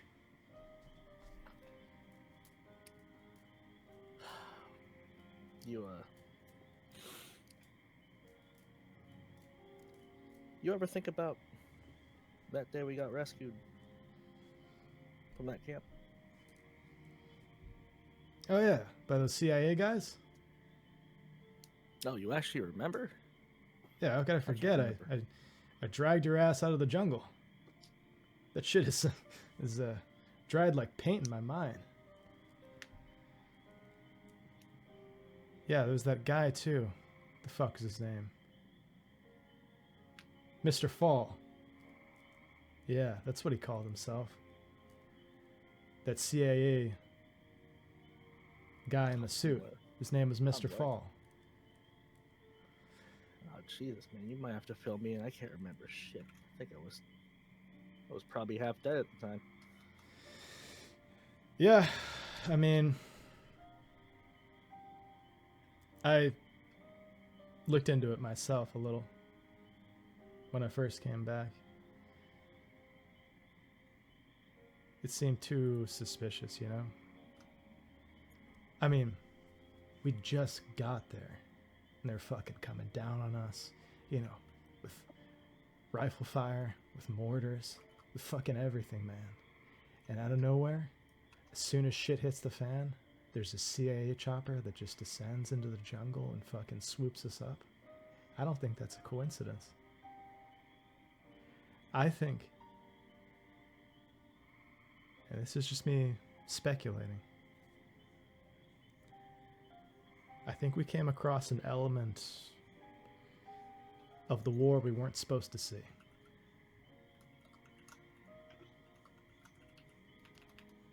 And that's what I gave you with a critical success on the secret roll. Holy shit! So he remembers. That was a crit success. So he remembers exactly what happened, and he remembers the name of the person associated with it. I was gonna say this in my head. I was like, "This is so specific." Yeah, you got the name, Mr. Fall, and he is from the CIA. Supposedly CIA, right? Supposedly CIA. But Ethan seems strong in his conviction that it was the CIA that came. I mean, it could have been.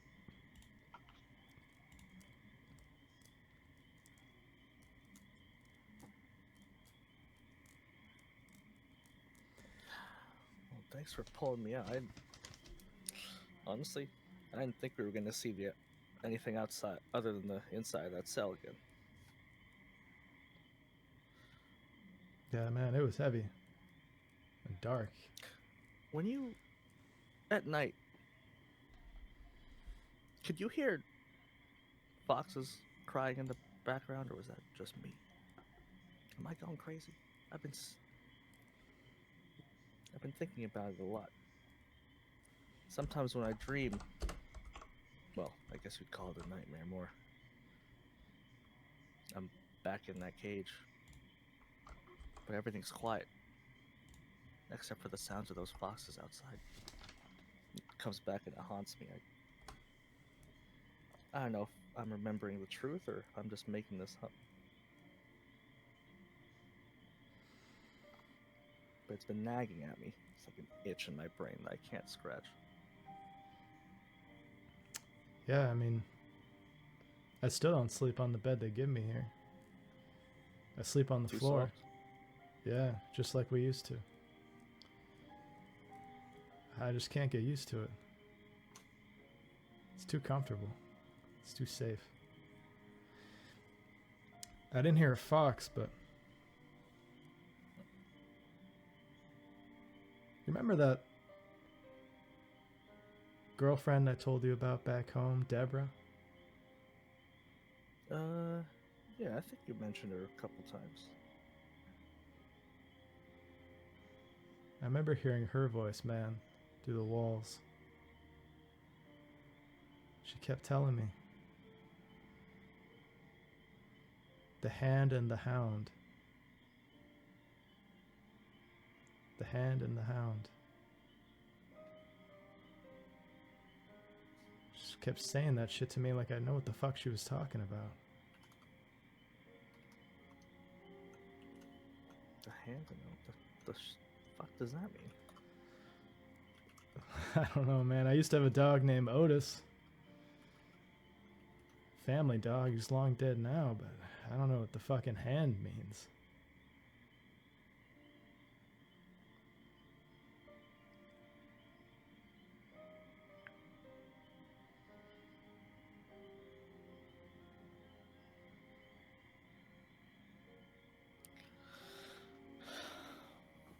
I don't know what to tell you, man. I think that place fucked with all of us mentally. It's a sickness, man. Whatever drives people to send our boys over there to the jungle, it's a sickness. I think soon enough, one day or another, we'll be cured.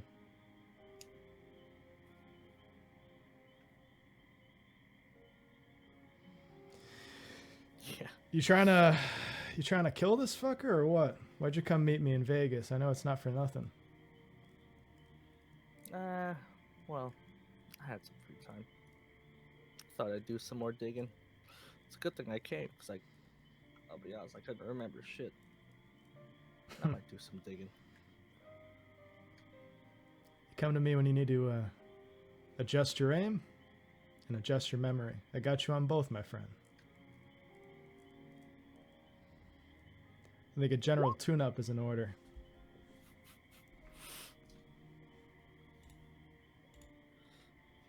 Another firearms. Yeah. He hits You hit it this time, which is perfect. Well, would you look at that? Looks like you helped after all.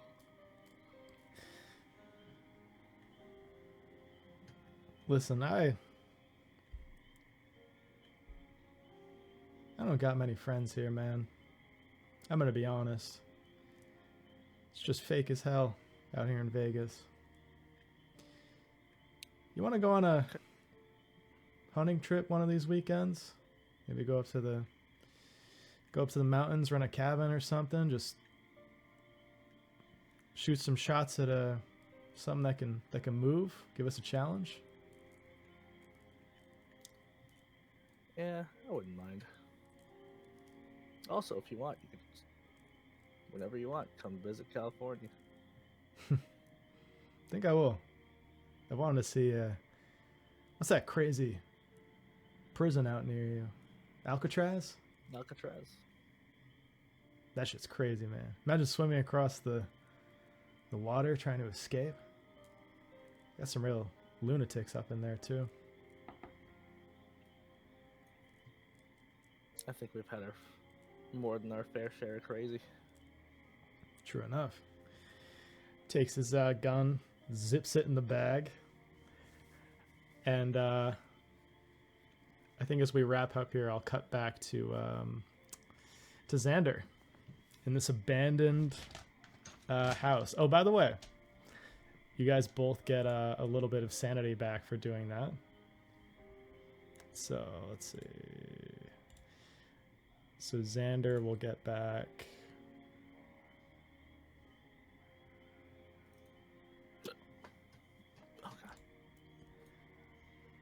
Actually, no damage, no sanity, because it's 1d6 minus 3. Rough. I might lose some. You could, yeah. And then we'll do one for Crisanto. Oh no, you do. Okay. Awesome. But it's great because it flavors it as like, so that's -2 to your sanity.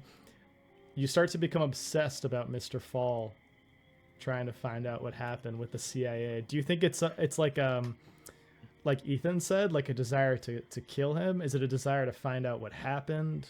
No, I don't want to kill him. He saved my fucking life. Yeah. So, But now in his head he's like, was that actually CIA or was that Delta Green CIA? yeah, Now yeah, he doesn't know. yeah. It's murky. Maybe that murkiness between the two is like just driving at you. It's eating you up You'd think inside. You'd think after a year your sanity points would go up a bit, but Well, you got a good deal from the mission too. From all the goals you guys accomplished. So yeah, is there anything else Xander would like to do in this abandoned Gottlieb house? I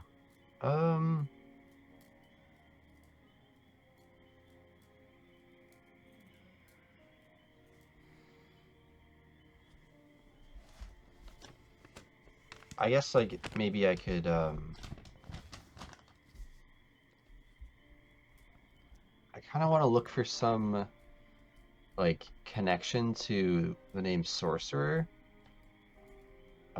I guess like maybe like look around for that, or I don't know if that's like too specific, or like see if I can if that's too specific, like look around, maybe like try to find some indication of like where they left, like where they went to, what the next step would be. Yeah, I like that. Yeah, so since you got a critical, I'll say you find I think a lot of people, they have like their diplomas in their house framed. So you see this person's name is Dr. Sidney Gottlieb.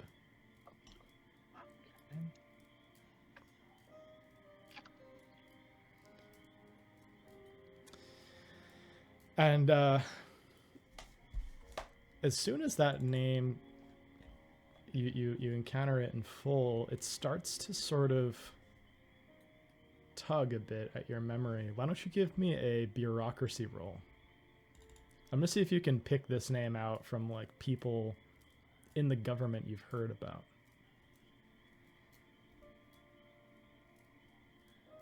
Oof. Ooh, would you like to push? I mean, yeah, I feel like I don't know what's the worst that could happen. Fuck. we're about to find out.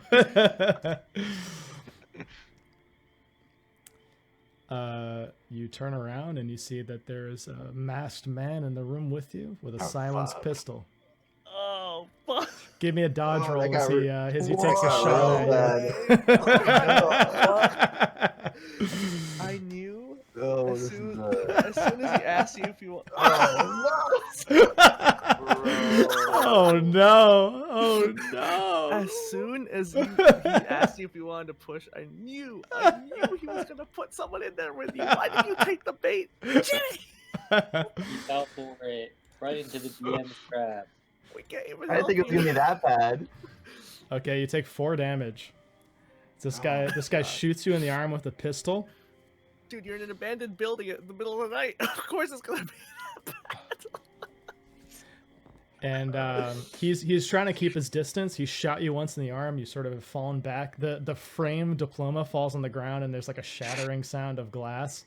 And he's trying to keep his distance and like fire a second shot. But it's now your turn. What would you like to do? Would it be like would I have my weapons with me? Yeah, certainly. You at least have your pistol with you. I don't think you have your M16 with you, but Okay, I'll take a shot. Yeah, with a pistol. Just would that be like just firearms? yeah, firearms. Fuck it. Oh, this is bad. This is real bad. Goes wide. Jimmy! You just escaped death once this game. I know.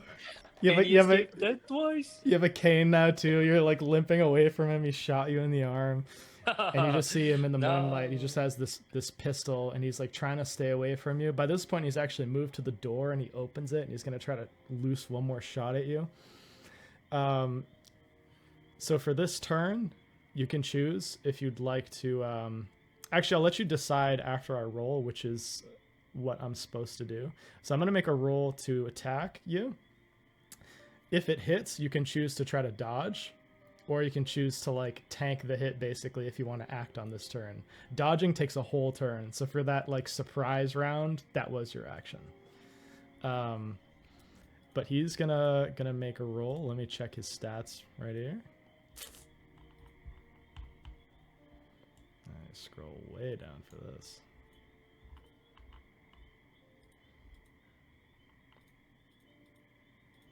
Okay, I need to roll under 53. Critical. Oh my god. Oh my goodness. Oh boy. Oh, Jimbo Slice, you're dead. You know, Oh my god. Jimmy. Oh my God. I think one time cheating death was enough. This is crazy. Oh my god. Okay. Another cliffhanger. Another cliffhanger. Well, I'm gonna say this is what happens, right? Oh no. This figure. Wait, you said This. so. I don't get a. Oh said I yeah, get a- you could try to dodge it. That'd be your one savior here. You're gonna push it? No, he'd have Try to. and dodge. He could try to dodge, but that would be your action this turn. So he would immediately try to shoot you again if you dodge. But Oh shit. it's worth it because critical is maximum damage for that die. So you would go down immediately. So I think dodge would be really your only logical I think you need to option dodge here. and push it. You need to dodge and push it because you're gonna die either way. This is craziness. Can you push and dodge? This is crazy. here. Yeah, do you want to? Shit, Oh! He said, yo. that's crazy. That's Oh. insane.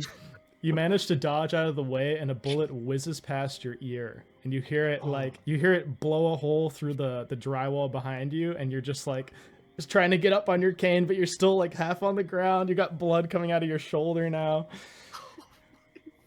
Oh and my he's gonna actually this turn what he does.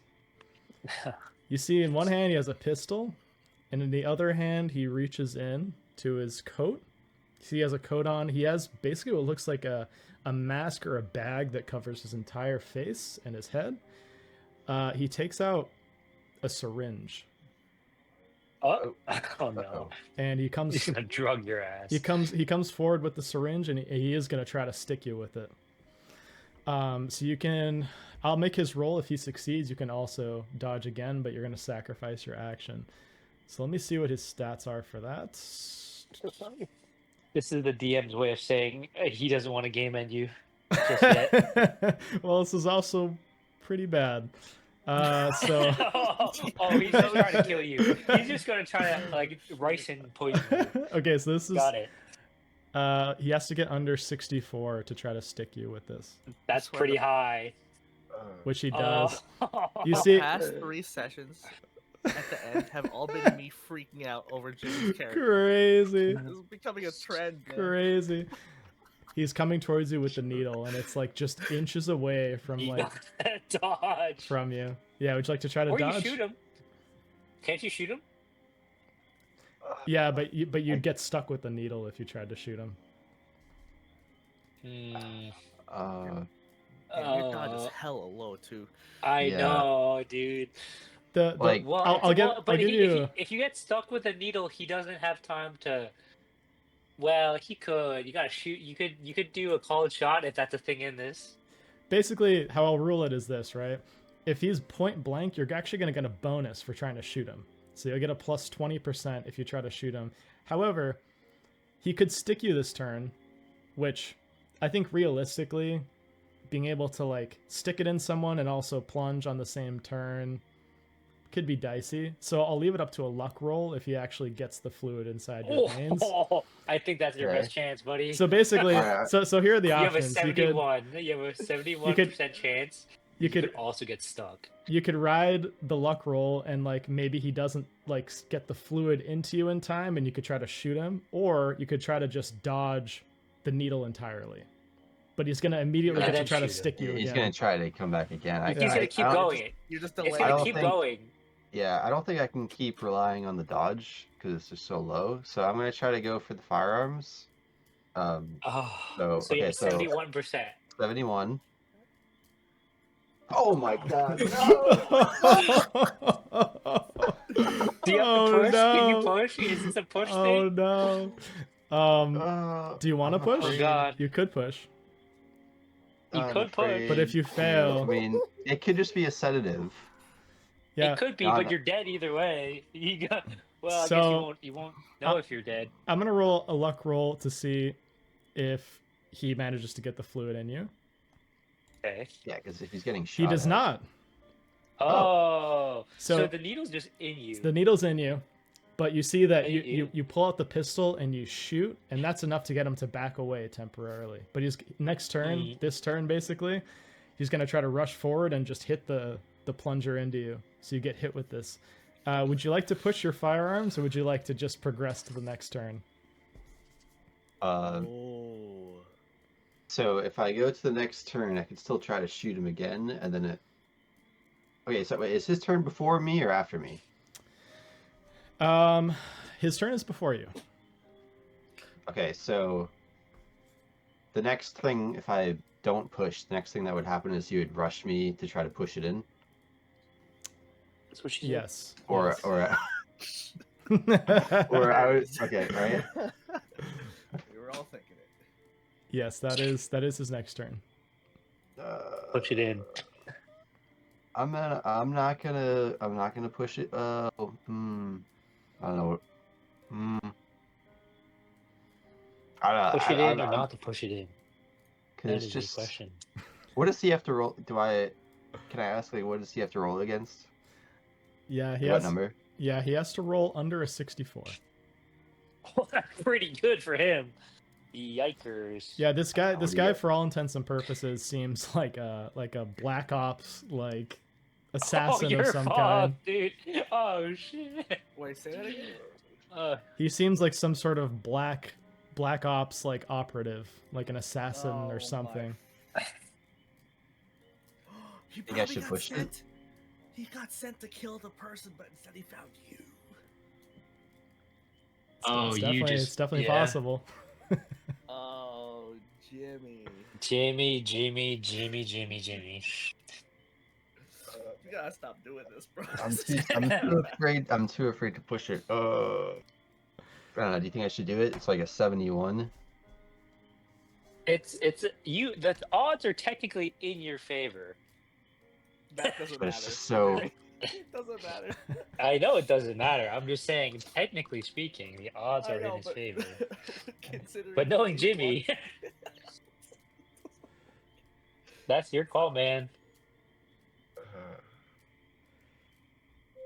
Okay, is it like, am I dead? Am I dead? If I fail and if I Who push it and I knows? fail. He's gonna basically try to stick this chemical into you, which can be nothing good. Oh god. Maybe it's an aphrodisiac. he just wants a piece of that shit. Correct. He's her tails. Just wants a and piece he of that wants a ass. piece. He's heard tales. Crazy. That's funny. All right, what do you guys think I should push it? I'm not. Gonna It's your character, man. You look faded. I pushing feel it. like. Yes. Oh god. Let's go. Hell yeah. He's a betting man. So you're just gonna decrease your willpower by 6. Oh. But yeah, you manage. He isn't able to dodge because he already acted. So you shoot him. So give me the damage for that. Whew. Was that Okay, that. Yeah, so you can click the think- Just 1d10. roll it. Okay. Try again. Oh, god damn it. So I'll say with that, you managed to shoot the arm that he was trying to like hit the plunger with. So that's why he backed up. And he's now like a couple feet from you. He's bleeding. And Oh, I didn't mean to do that. all good. Sorry. He's gonna try one more time to hit the plunger in, and if not, because this is already so botched, he's gonna try to bolt while he still is Oh. able. And keep shooting him. So I shoot it, yeah. So I this shoot it, this yeah. turn, he's in a mad dash. He's coming up. He's gonna try to like hit the plunger in. So Oh. it's gonna be a under a what is it? I think I said it before. 70, I think you I mean, said. he also 60, does have 64. an injured hand. Just saying. No. He does. You know, it'd be So so sick if you just pulled out your cane and he ran into. oh, he you. fails. Oh! So he comes up, and you manage to like slap his hand away as he's coming up towards you, and you have a second to act on this turn. He doesn't hit the plunger. Yeah, I'm gonna shoot it. Okay. Try to shoot it from another round. Let's go. All Oh, right. fuck. Wait, no. No, plus It's plus 20. 'cause Yeah, it's you point- get it. it's Point blank. You get it. You get it. Oh! Let's By go. one, you get it by one. All right, so give me You turned another. this shit around. Give me D10. another. Yeah, just roll a d10. Just take mine. Just take mine. Oh no! No. Should have taken mine. Oh no! So you manage to fire it off, but it just doesn't hit him. It manages to like it does hit him mechanically, but like it essentially just like gives him some burns. Graze him. Yeah, it just Yeah. barely grazes him. There's like a little bit of blood coming off. But by this point, it seems like this is getting to be botched. Dude, chase him. So he immediately starts to bolt out of the door. Dude, chase him and kill him. Uh, Oh, you can't, you with your crippled leg. You're gonna have a minus 20. You still could chase him. is there like a window I can go to, rush to, and shoot at him? I was there? gonna say, you You certainly do could. have something that goes pew. Yeah, so you basically he's running and he's bolting. You see he's running past the sort of goat enclosure. You could try to shoot him. It's just going to be at a minus 20% because he's sprinting away. So he's running All away right, into yeah. the night. So make you can actually just roll on your M1911 for the roll, and it's going to be at minus 20. Aha! Oh wait. No. Oh, So yeah, so Oh, a no, failure, it just unfortunately. Yeah. misses. No. Yeah, so you fire, the shot rings off into the night, and you just see this figure bolting into the woods. Would you like to try to give chase, or are you just going to let him go? He's quite far away from you now. Hell no! Don't give chase. You kidding me? No. I'll try to head off to the car, to the van, just get out of there. You gotta Okay. explain to Emily why you got a bullet wound in your arm. Now. That's so fucking crazy. Crazy